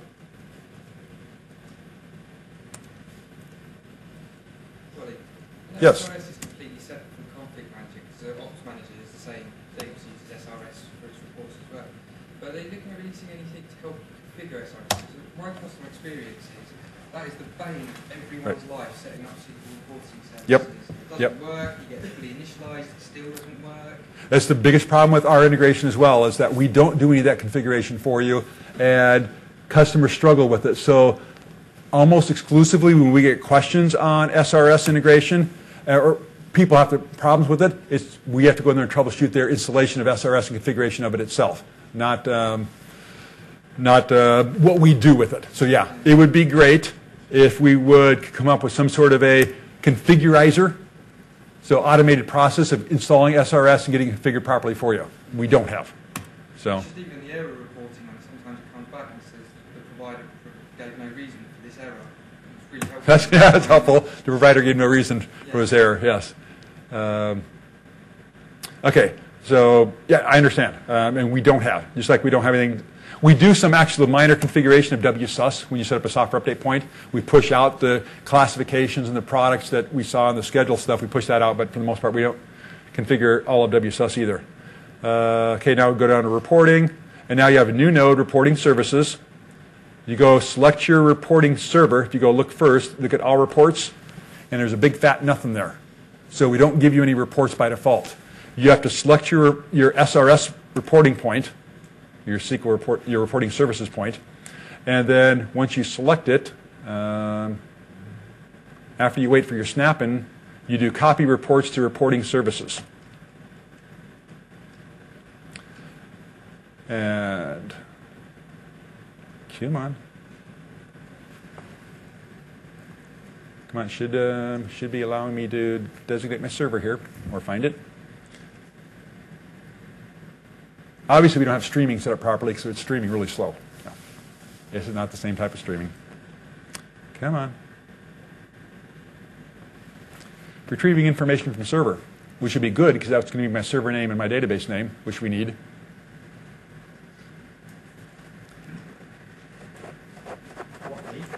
Recording of the session finishes in about 10 minutes. Yep. How much more you've got to cover? About 45 minutes. One of the things to worry about in SRS is that we don't use configuration manager security rights. We rely on SRS security rights. So you're setting your security rights through SRS. We just use those because we're just launching out the reports in SRS, but it's not using configuration manager security rights like you do have. You have the reports security object in configuration manager, but doesn't have anything to do with SRS. So by default, it's going to take all reports. I'm going to go ahead and clear that, and I'll just take like client status reports. And that should be 6 reports. And we'll go ahead and import those. Little wizard pops up and it shows you the status of reporting reports over. It'll tell you whether they're successful or whether they're failures. And if they're failures, you can click on them and double click on it. Will give you a reason for the failure.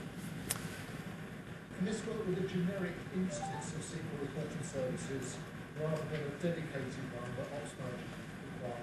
Because Ops Manager used to go and ignore it. So, does Configuration Manager, is that happy with a generic installation? Yeah. Well, you have to have it configured. Yeah, you have to configure it. As long as it's running properly, yes, we're fine. Nothing else. So lots of customers have a generic installation of SRS to support company reports. Yeah. So here's the reports now that I ported over. So this is client status reporting. I'll just go ahead and, let's say, client status summary. I just want to run this report. And since I'm in the reporting services node, it's going to go ahead and launch off in SRS. And I have to give it a site code. And even though it says leave blank for all, I don't believe it's going to run. I think with SRS, you have to give it the value, even though in standard or classic reporting, it would run. And it's not running. It should come back and tell me. Oh, okay, it is this one. Okay. Some of them, you do have to go in there and configure all options, even though they're optional. So this is just running this report in SRS. So 1 active client and 4 inactive clients. And it tells me by client count who's reported the 5 different things we're looking at. So this is client status reporting stuff. Now, if I were to run this report in, if I were to run this report as a standard report, just to show you a quick little difference. Come on, minimize. So what's the benefit of using SRS? People like it. It's a lot more flexible than our reporting solution. And it's easier to generate your own reports in SRS than ours. Question on that, Wally. Can you Yeah. pull data out of other repositories or other databases? So one of the other advantages of SRS is that you can point your SRS box to some other database to get data from and utilize it, where our reporting solution you can't. Right. So I could do reporting from child sites or whatever by pulling from their database or other repositories. Yes. Still do that in config manager. Pardon? Pardon? I've got some reports that query other databases. We have no support for you querying outside databases to pull data in reports. Now, pull them in the database, then once in the database, pulling reports, yes. But as far as querying sources interactively in reports, we don't have any support for that. That doesn't mean it can't be done. It's not a supported solution. So client status, I think this is the one report I ran. Now this is running in standard or classic reporting solution.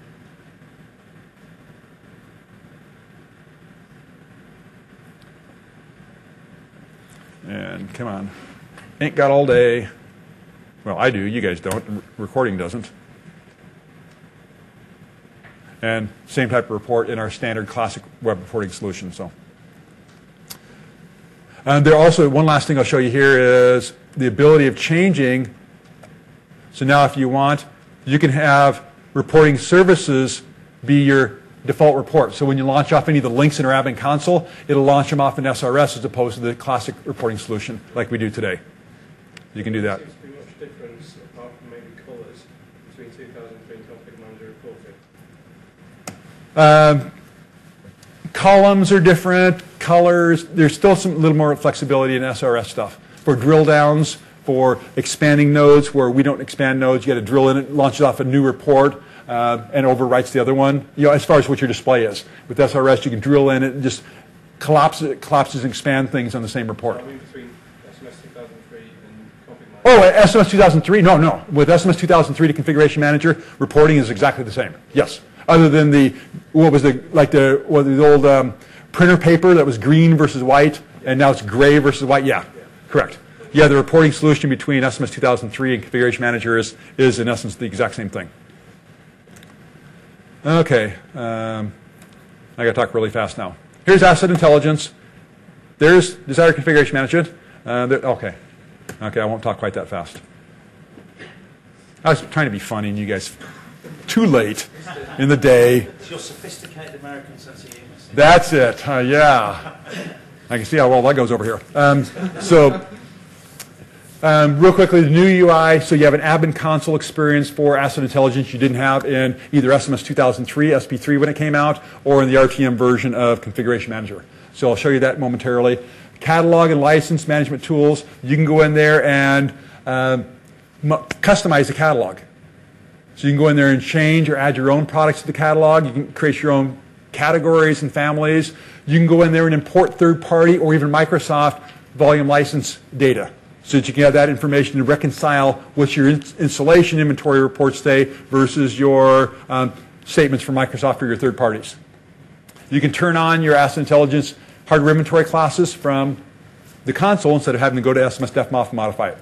System Center Online is very cool. It's only available for software assurance customers, but this allows you to, on a scheduled basis or a manual basis, go up to the web and download a new catalog if there is a new catalog. So do a Delta download of the catalog when we make changes to it.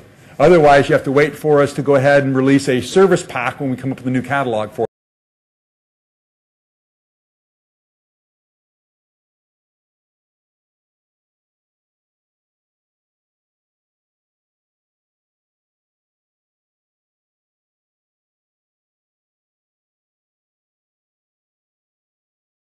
Belongs, and we'll create classifications and categories for it, and then we'll publish that back out that you can then download or anybody else can download. It's not your application itself, it's just the signature for the app.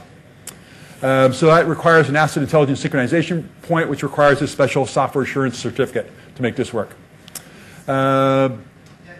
Replication, so when you synchronize from a parent site, it replicates your changes down to your child sites.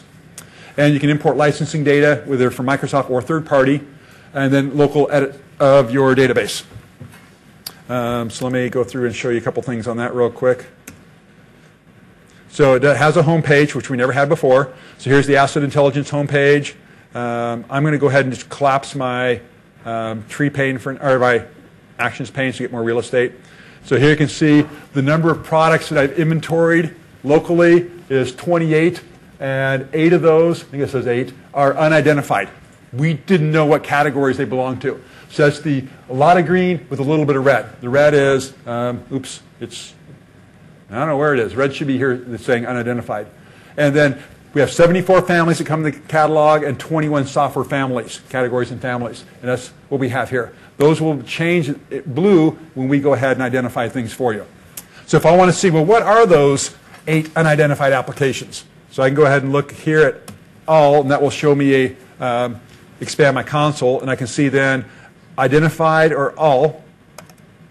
So this shows me all of the apps that we've identified in my environment through inventory of our clients. And here you see Adobe Reader 8. And it should show on here, maybe it only does when it's a client, when a client's reporting it versus the inventory stuff. Because we could have it as a physical app as well. When I look at a client, it'll have a indicator that it's a virtual app. Here's the unidentified ones. Ooh, here's a whole bunch of unidentified stuff. A whole bunch of Microsoft Configuration Manager stuff is unidentified. Now, I happen to ask them before RTM, you guys are going to clean this up so our own products are known, aren't you? Absolutely. Didn't work very well, did it? So what we can do here is we can customize our catalog. So let's go in here and let's create a new software category. And we'll do new category. And since I'm out of time, I'll just say SCCM stuff.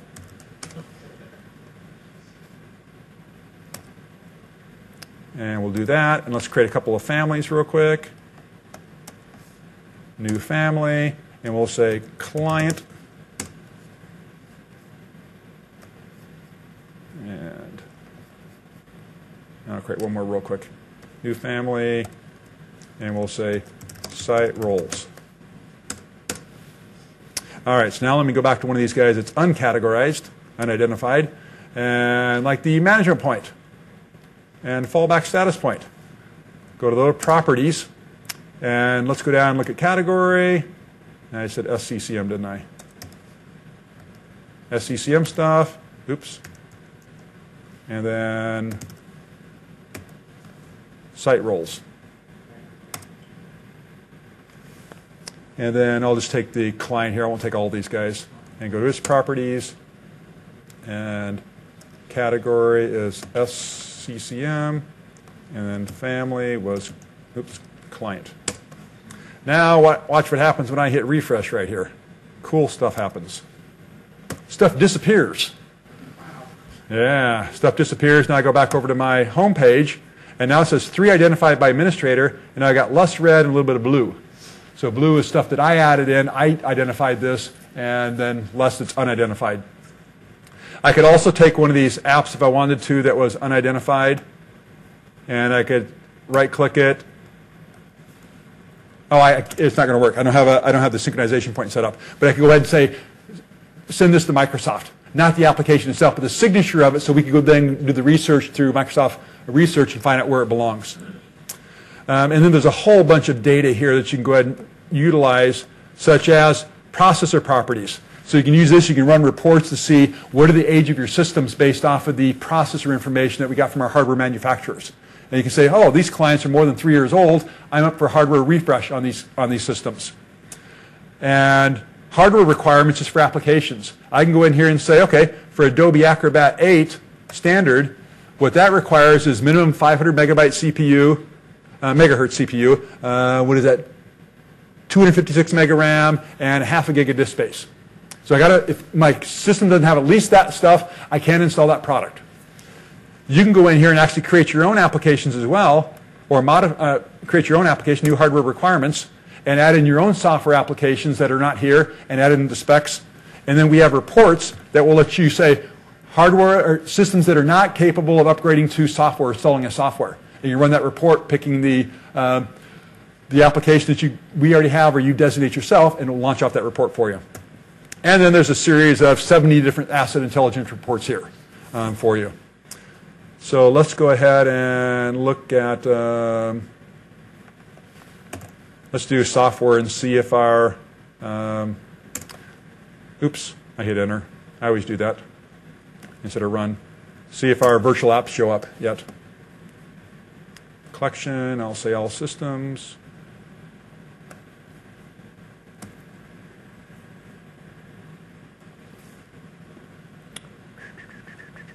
Let's see.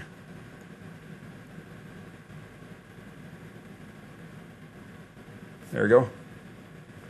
So there's Adobe and Beyond Compare.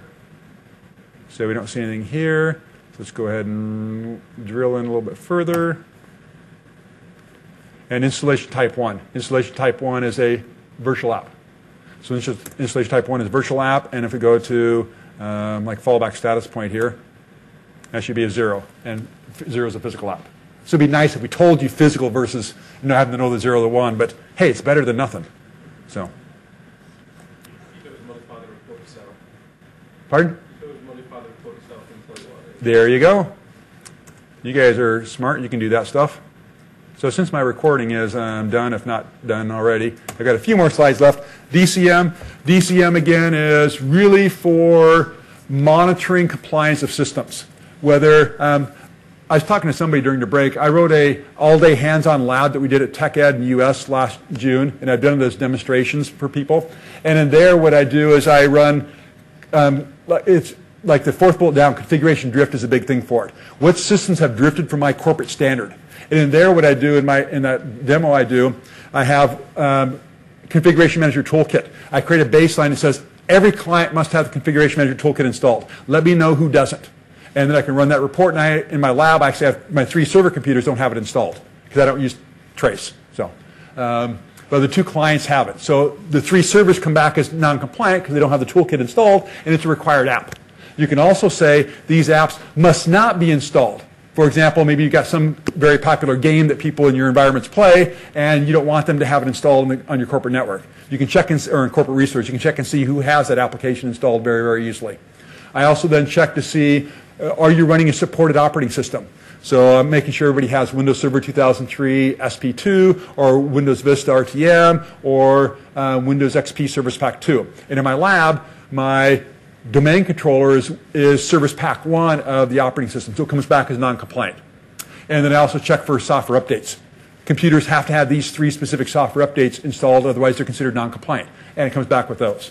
And as Gordon or Rob were mentioned earlier, you can do WMI workloads on it or scanning for WMI, registry settings, file settings, permissions on resources, querying from AD or IIS or XML file information, all sorts of different resources you have available to you.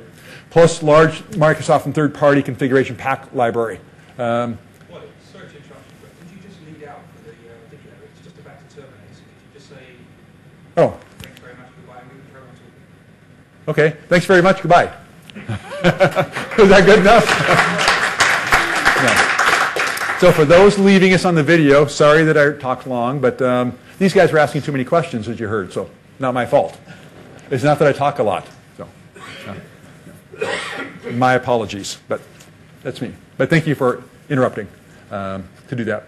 The last time I looked, which was last week, we had, I think it was 57 different DCM configuration packs that are available on the web that you can download. A lot from Microsoft MSIT, so our internal best practices for SQL 2005 or SharePoint or IIS or the operating system, Windows Server 2008 or whatever it is. There's one created by us at the product group, or a couple of them. One is for making sure that your configuration manager site systems are installed with our best practices. Another one for vulnerability assessment stuff, checking to make sure you don't have too many admins on a server, share names are locked down by NTFS type stuff. So those are available for download and installation in your environment, so you can then publish out these what we call baselines, and clients will scan against those baselines. Or third parties for different types of regulatory compliance, as I mentioned before. You can't really see this very well, but these bottom 4 are for Windows Defender, and then there's a whole bunch of IE zone settings, security settings, and Microsoft Office 2000 Professional. So this one says these applications and general configuration items are required and must be properly configured. That's what this one is. So if any of these things are missing on a client, it's going to come back as being non-compliant. There's operating system down below this. If it wasn't such a long list, you would see software updates. You just import software updates or point to software updates that you've added to deployments that would come back and they would validate against those as well. Again, this is for monitoring of compliance, not remediation of non-compliant systems. You can do that by taking the compliant state and looking for non-compliant state, creating collections out of that, and then advertising whatever you need to those systems to get them back into compliance.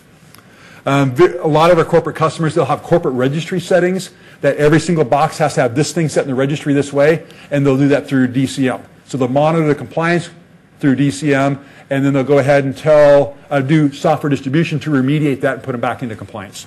As far as the packs go, configuration packs, is there some sort of central library that those go to? Yes. Yes. So. Can CCM talk to that directly, or do you have to No. go and manually do it the same? Yeah. So manual packs? that's a great idea. Because that's another gripe we can see in Operations Manager, which I imagine this will be the same. In that, there's no direct feed you get to find out when a new configuration patch pack is released or been updated. You Mhm. have to kind of manually come and check this site every week. And Yeah. users don't generally want to do that. Right, right. It would be good if there was some, like in SCUP, there's the ability of having it notify you when new versions of configuration packs become available. But yeah, we don't have anything like that at this point in time. Exactly the same as the Ops manual. Yeah. So this says there are 56. Even if there was like an RSS feed on that, so that you know when new things are on there. We're actually working on getting RSS feeds coming out, but here's a whole bunch of them available. I'm not going to go through the entire list, but there's 56 of them available for you to go ahead and download, third-party ones as well as ones that we've created. So, oops. I think this guy has a few more slides. Some DCM terms. Configuration items are individual entities you want to scan for. An application, a registry setting, a software update. There would be configuration item. You then bundle configuration items into something called a configuration baseline, and that becomes what you target to end user, or what target to systems. So kind of like a package with a program in it. You advertise the program for the package out to clients for software distribution.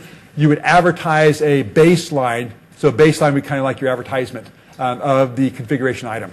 And those become available to you. AMT vPro integration.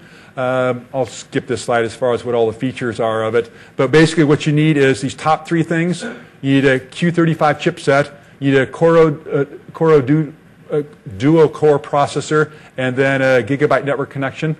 And these other things are optional, like an SDK or AMT integration. We don't do any Intel virtualization technology.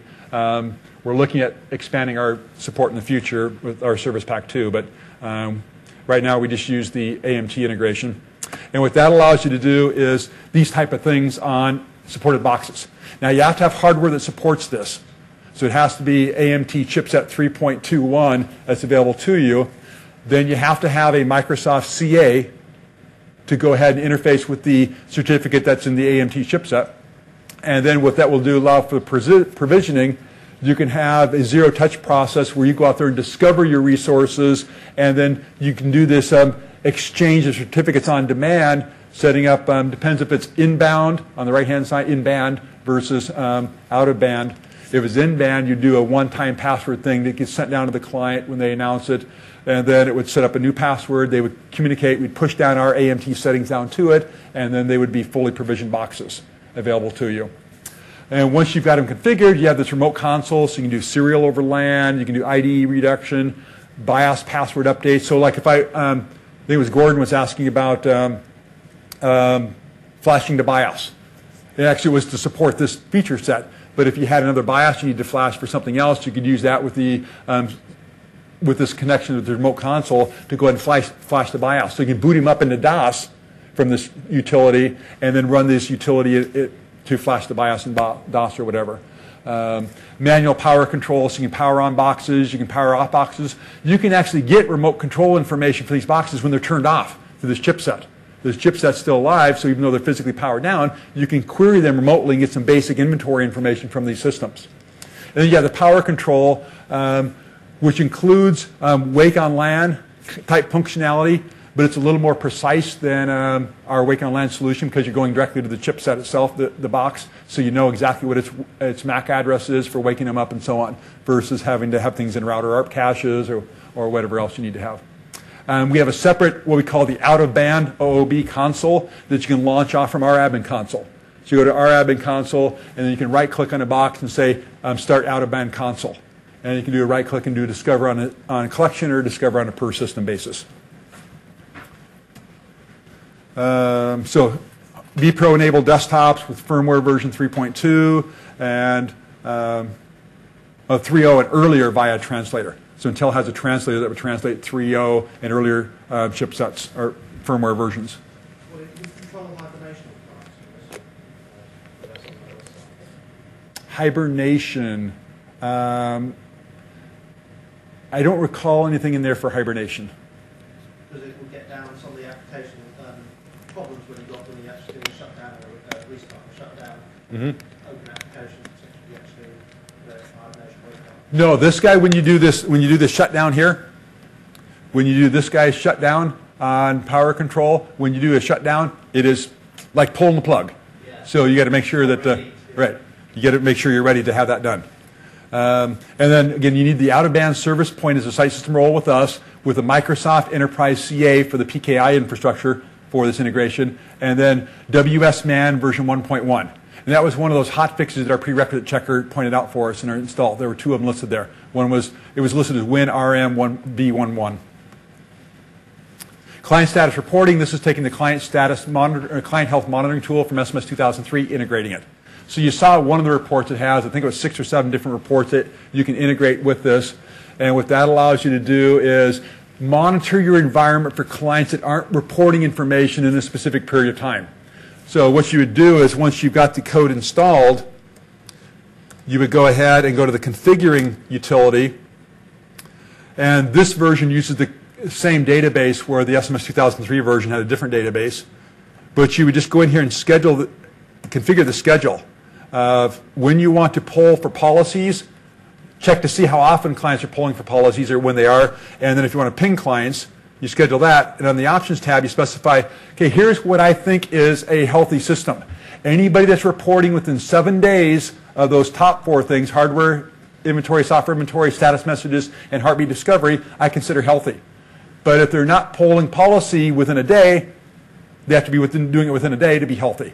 And anybody that's beyond those numbers becomes potentially unhealthy. So instead of you having to go out there and rely on inventory to see if clients are online talking or not, we'll do all that for you by tracking these settings and checking the database to see when was the last time all these guys reported hardware inventory, heartbeat discovery, et cetera, and then give you a report on systems that we think are unhealthy. When we find them that are unhealthy, we then would go over here and do an automated ping. So that middle area, we automatically ping those boxes. Are they alive on the network? If they are, is the SMS agent host service running? Is bits running? Is WMI active? And so on. And we take all the data to generate those reports like that one I ran for you, client status summary. That's all done through the status reporting messages, yeah? Yes. Like SMS 2003 where you used to download the policy request files, etc. Yes, it does the same thing. So there's policy request, the top option. We actually, when you enable this, we add a new registry setting on your MPs to now track when clients individually pull policies, and we do that log file parse. We parse the log file to see when clients are scanning policies. So. They say that does it replicate then up the hierarchy? States messages. Does this data replicate up the hierarchy from child sites? I believe it does. I believe it does replicate up the hierarchy. So once you've configured this, that's all you have to do, and you just, again, designate your database and your server name information and what account you want to use to run the service as. It's got a separate service that runs that does all this work. Then it goes out and does its work. Then you have to import those reports, as I showed you that MOF file earlier, and then on your reporting node, it's client status. And under client status, you have those reports. You sort by category. Oops. And for example, one thing people really like is the client time to request policy. If you run this report, it's going to show you over the period of 30 days how many clients, what percentage of your clients get a policy over that 30-day time period. So that gives you a history that you can then track to say, okay, I'm now going to deploy this new software update. This is a really important one. Or I want to deploy this new version of an application. You can tell management, given our history, it's going to take this amount of time to reach 90% saturation with this update or this application and so on. And obviously, I just installed this, so I got nothing here for data. But it would tell you how often the clients, or how many unique clients on a per-day basis are polling policies. You get details for a specific computer if you think you see one that's unhealthy. And I'll just launch this one, I'll be done with this guy. And I'll just say SMS server because he's the one that's live.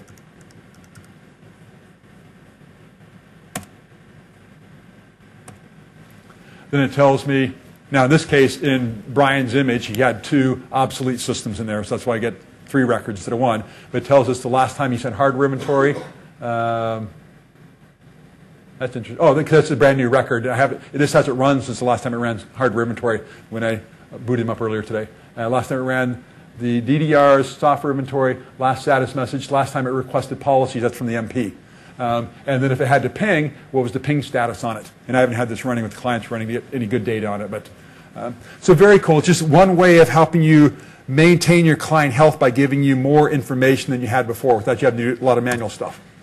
And then if we deem them unhealthy, we go ping them to see if they're live on the network, and we'll state that, and then what the status is for services running. And I think this is the last thing, forefront client security integration. What this gives us is a DCM compliance pack that you would import and then give you rules that you would then create into a baseline, ship out to your clients to check the status of how forefront client security is running on those client computers. It has nothing to do with deployment of updates, of those forefront client signature updates. It is purely reporting of the agent itself on your clients. Oops, that was the wrong thing. And I think I have that imported here. I showed you the cab file earlier, but I think I already imported. It's like 9 different, yeah, here it is.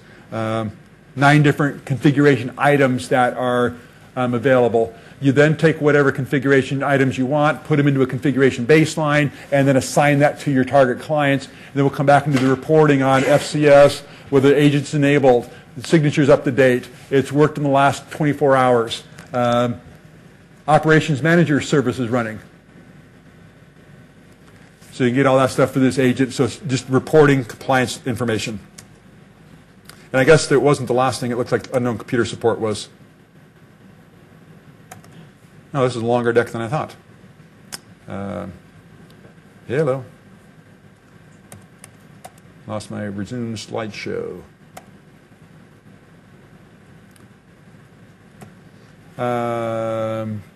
Delivering application to internet-based clients.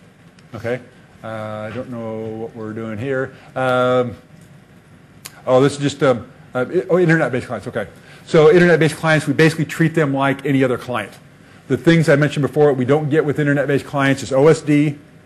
You don't get software distribution to users because you don't have user context, because you don't have domain credentials in an internet-based scenario because we treat you like a workgroup-based client. And OSD, you can't use branch DPs, you can't be a branch DP. There's limitation around remote control. No SMS remote control functionality, although remote assistance or remote desktop theoretically would work, but not SMS remote control. No OSD, no user-based applications, no branch DP support, and no streaming of virtual apps. Yeah, download and execute only on the bottom here. Yes. So that allows you, like a client here, if I'm not on the corporate network, if I was an internet-based client, I could be connecting back to Microsoft and getting software updates or applications, doing my inventory stuff as an internet-based client back to Redmond, if I was in that scenario. Uses PKI for certificate management, so you have to have PKI infrastructure, so you're in native mode to use this. And it uses SSL for your termination, for your access to your whatever your HTTP termination point is, like an ISIS server. And so your firewall.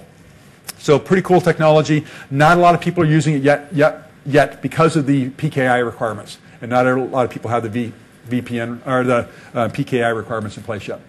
Mobile devices. We try and treat your pocket PCs, your smartphones, very much like the standard laptops or whatever. Hardware inventory, software distribution, settings management, and discovery is what you get.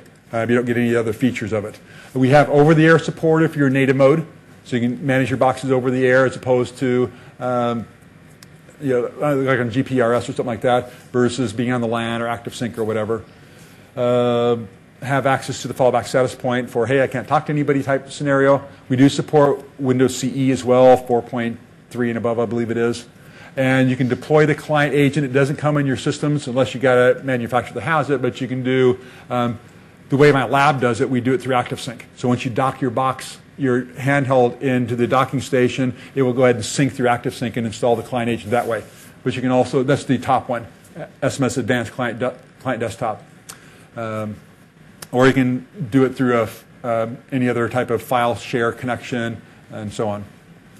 And then there are 2 different products, Mobile Device Manager versus Configuration Manager. What we used to state, the big reason for going to Mobile Device Manager over our product is that it only supported Windows Mobile 6.1. And we didn't support Windows Mobile 6.1. We only went up through Windows Mobile 6.0.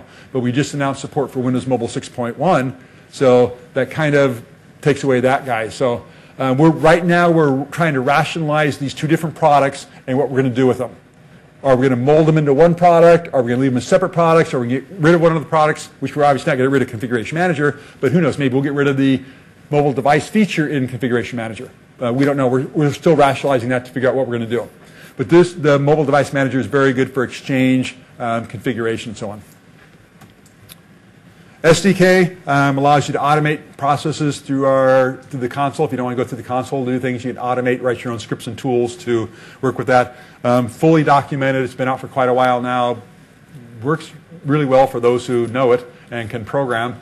You have to know that C# thing, C#, and VB script to do anything, which I don't know anything about those, so I'm out of luck on those. But I've got some real good people that are really smart about those things.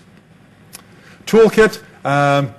People are unhappy that our toolkit is a lot smaller than it was in SMS 2003. We had a lot more tools in SMS 2003 toolkit than we have in Configuration Manager. We have a real small core set like Trace32 for those of you weenies who can't use Notepad. Look at your log files. Now actually there is one really good thing about Trace32 in Configuration Manager, and that is an error lookup function. It's got an error lookup function, so I have it on my desktop. Actually, I have it on my laptop here because I have to look up error codes all the time. So you go here and you do Control L, and you type in your error code, and it comes back with some real English. Now, it may not be enough to allow you to solve your problem, but at least it's better than saying 8004003. It gives you some clue anyway. So that's a really, really cool feature of it. That's actually why you see I have it installed here, because I'm on the forums trying to answer questions. They always give an error message in a log file, so I go look it up. So other than that, there's not a lot of tools. There's some DCM stuff down there for migrating content from the old DCM 2.0 solution over here, and a few other client tools. Now, we just did in the past month or so, we released a new version of the preload package on site tool for Configuration Manager, and our sustained engineering team, they are looking at additional tools to go ahead and update. So more things are coming. And in fact, I had a meeting with them a couple of months ago to help rank the order of which tools should come out and which priority level for them. So as they get time to go ahead and do some new tools, they will do so, and they'll post them up to the website, like preload package on site. Okay, one thing I didn't show you, which I see, I guess I goofed on. Let me show you that real quick, and then it's 7:06. We've got to get out of here. Is the unknown computer support. I guess I kind of did earlier, in that we now have this collection called All Unknown Computers. In the prior to R2, if I wanted to deploy to bare metal clients, you had to go in to create your own collection and add in the bare metal client through either its SM BIOS GUID or its MAC address into our database, and then you'd assign that task sequence you want to deploy to that collection of those bare metal clients. Now you don't have to. So what happens now is when your bare metal client boots up, it goes to Pixie, WDS, sees our provider, goes queries our database, it looks to see, is this client known? So do I know its MAC address or its SM BIOS GUID? If so, I find the collection, I find the task sequence, and give it to it. If it's not known, then I go ahead and take the default here. So either it's x86 or it's x64. I take whatever task sequence is advertised to the collection that includes this unknown computer. So you might have different collections here where I move these records to, a collection for 32-bit clients, a collection for 64-bit clients, and then I would go ahead and deploy different versions of the operating system, so 64-bit Vista versus 32-bit Vista with different task sequences. So it'll take whatever has been advertised to this unknown computer record and use it as opposed to you having to go in there and add these guys in. So basically it's like the Pixie filter that MDT creates in MDT today. And the last thing in OSD, I wanted to show you, oops. Wally, just a quick thing on what you just showed us. Uh-huh. Can you add network devices to that?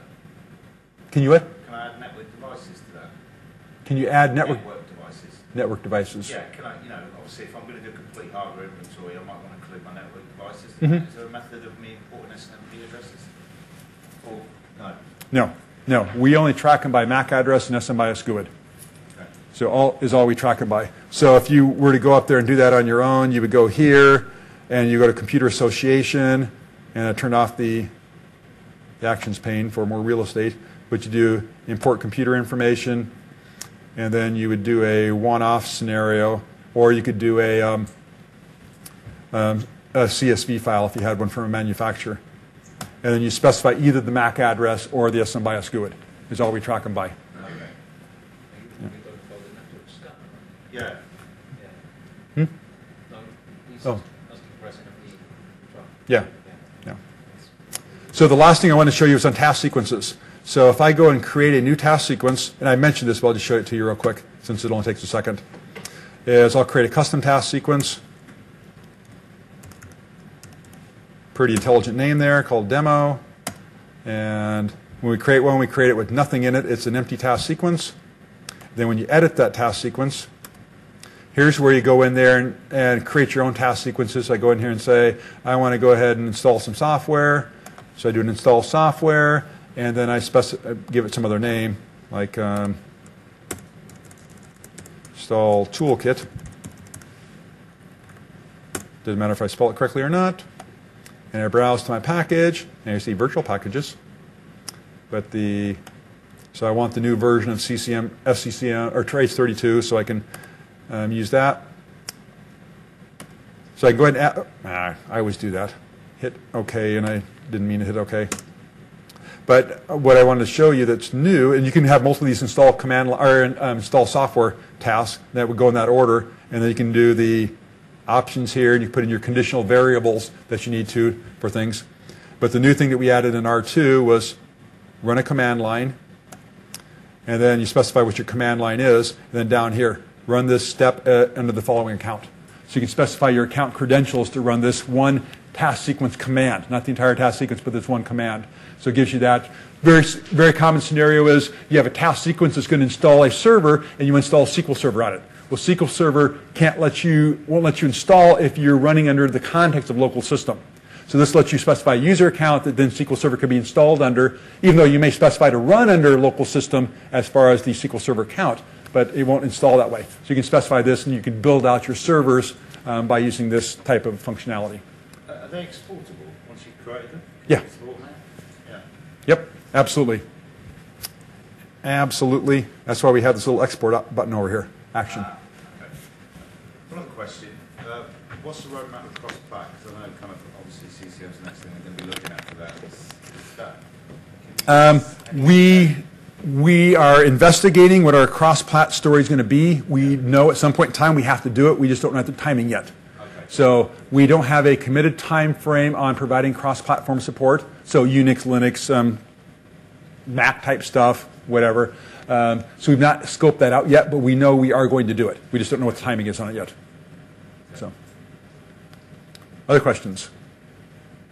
So you saw that was the summary slide on there already. So I've already done the summary, and I'm not going to talk anymore about that summary type stuff because I've already given you enough stuff. So I will hang around as long as you guys want to ask questions. How do you enable binary delta replication? How do you enable binary delta replication? So what you would do is you would go find a package that you want to have binary delta replication on.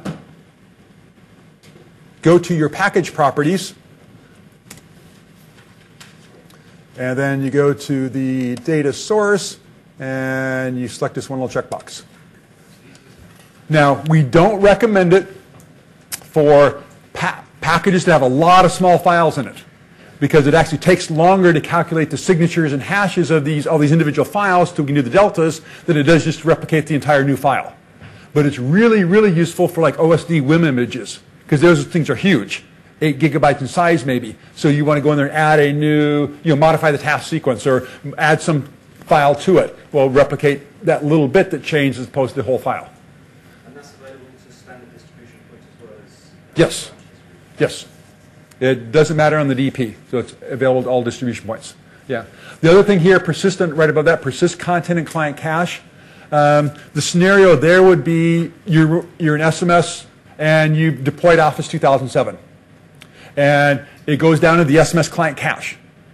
Well, once you've run that advertised program, that cache can be cleaned out after 24 hours. So we need the cache space. We might remove that Office 2007 download from our client cache. And now you're going to do an install on demand or auto repair. You don't have your source files anymore. So that feature fails, or it prompts you for source files. Now we have that Windows installer source location lookup function that will benefit there. But this says, well, this is really important. I might need this content even after I've installed the program, so don't remove it from cache automatically. So it doesn't let us tombstone it to remove it automatically. So that can be beneficial if you have enough cache space that you don't mind taking up and consuming, or just a very important program. But if you had, if you did have one of those that was really important, that you didn't enable that persistent cache, you just go into your MSI, so your program, and you just go to the Windows Installer tab, and then you would import your product code. So this is CCM Tools, and that publishes into the registry of all your clients for this site that whenever you need this product ID, the source for it, you go to this distribution point. So it'll publish it and tell it all the distribution points that we have that package installed on or replicated to. So that's one way of getting around it as well. If you don't mind going back across the network again to get your source. And you were trying to ask earlier. Just in terms of the toolkit, the task sequencer, is there any chance that there will be a standalone task sequencer? Okay, the task sequencer, yeah, we bury it under OSD, but as you saw, it doesn't have to have anything to do with OSD. So for the time period, this is where you're going to go to do task sequencing. But again, you don't have to, you can create a custom task sequence that has nothing to do with it. It's just going to appear here, and you just advertise it out to your collections just like an advertisement. But In terms of having a standalone task sequencer, so you can edit, modify, you can view two task sequences side by side. no. I've not heard of any plans for a standalone task sequence process itself for doing that. Not heard of any. There was a standalone task sequence in ADS, that's really common services. Right. To get the standalone task sequence viewer, so you Okay. can have multiple task sequences. Then I have no idea why we didn't take that, because that's where we got this from, obviously. Yeah, we took it from ADS, then when we got it from ADS, when they got dissolved, we gave it to BDD so that they had it available, so people could start getting familiar with it and get that functionality. And so I don't know why there isn't one then. Isn't it XML? You sort of just hack it around and put it back in. Yeah. So if it's an XML Right. Yeah, so out export, and then you've got something like XML Notepad, whatever it's called. That tool's quite good. That's custom actions on earlier versions. Yeah. it's all distributed in the actual task sequence viewer, because then you Oh, can yeah, do yeah. options and variables and stuff like that. Yeah. A couple of unrelated questions. Firstly, client cache, often you may have to increase that for us on the because it's Right. quite large. Currently, you can change it locally on the client and you can also change it by group policy. So is there any plans of doing anything by config manager? Will you be able to control it centrally in any way? We, a very common request for us is the ability of going to a collection and having a right click and say, do something on the clients. Whether it's force heart policy poll, whether it's upgrade cache size, whether it's clear cache, whether it is force heart inventory, whatever. Those right click things, it's very, very commonly requested. Ideally, Wally, sorry, I'm getting tired now. That would be a good thing to be put in as a policy so that we can update the entire client state in 1 hour without having to right click and have some kind of addition to the console or some third party tool that Rogers Anders funds. Yeah, I don't want to belittle this, but you can see how high on the priority scale we've seen it, because it's not here. So it's a very, very commonly requested feature to be able to do these centralized right-click things on clients. When you get into a nurse deployment and the base build grows and grows and grows. Yeah. You do have a VB script. Oh yeah, you can certainly script it. You can send that out. That theoretically, if you're doing an in-place upgrade of your clients through software distribution, so they're existing clients, and you want to send out a new OS image through an advertisement, then that could be one of those pre-execution tasks that you do. Remember, it said 3 things: prior to WinPE, in WinPE, and then after the OS image is installed. You could send that script, say increase cache size or delete cache contents, so that you would have enough cache space. But yeah, in Configuration Manager, we did upgrade the cache size to 5 gigabytes from the 250 megabytes that SMS 2003 was. But obviously, I've heard people talking about their 8 gigabyte WIM images already, so obviously that's not going to download and fit. Sorry, you can also increase the cache size of the command line. Of Correct, when you're installing the client. Yeah. So when you install or upgrade clients, you can go ahead and do that. And we do change this on client upgrades now, which we did in SMS 2003. So when you're upgrading clients, if you do the SMS cache size, then that, and give it 8 gigabytes or whatever you want, then we will upgrade that during client upgrades. Sorry, a couple very quick additional ones. Now you said couple before the last one. Well, the admin console, you can only, currently you install it by the GUI. Yes. Basically. Can you actually... Well, you can do an unattended console installation. How do you do that? However, you have to use the entire set of the entire DVD set. There's not a separate MSI for just the admin console. That's what I mean. You can't actually easily distribute it as a package, or can you do it? Sure you can. You said you have 8 gigabyte cache space. Essentially, the answer is no. It's completely integrated into the setup. Yeah, that's... You can't uninstall it. No. Reinstall the console. He's going off base again. You can manually install the admin console through unattended through software distribution, and you can uninstall it. However, where I think you're going is on a site server you cannot uninstall it. Right, you can't uninstall it on a site server, and it does require the entire DVD set, the entire DVD to install. We were at one point in time we were going to do a separate installer just for the admin console, and that fell by the wayside as well. Because some customers just simply want the admin console to use boxes of like remote control or Right. inventory. That's it, and you might need to distribute 10 copies, 20 copies out. Right. Yeah, you can. It's going to be the 1.1 gigabyte for your package, and then what you would do is just create custom SMS admin console.msc files that you would distribute out there. So unfortunately, it'd be multiple different packages. In that case, if you need to have different MMCs, or you distribute one package and send out a different script that would just copy this one MSC file over to the appropriate target collections to change their console installation. So that you have the custom MMCs that would... It's the last one because we're going to get kicked out by security. We are? Okay. Are there plans for a web-based console? That is something that we're looking at for the next release of Configuration Manager. That doesn't mean it's going to be there, but that is something that we are exploring. Because again, that's another one of those very common things that people didn't like that answer. No, I know. It's because of Cliff. Cliff talked again, so everybody's leaving. No.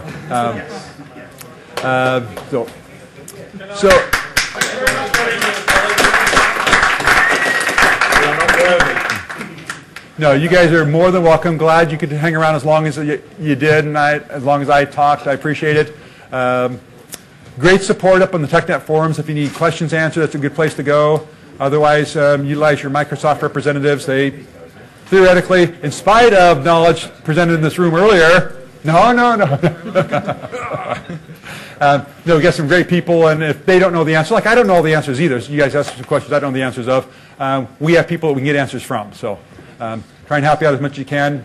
Great. Best of luck on all your SMS and upgrades to Configuration Manager and use of it. So it's a great product. That's the reason I'm still around, because I like it. Thank you. Thank you, Wally. So thank you again for spending your Friday evening with me. It beats Halloween. Not in the States.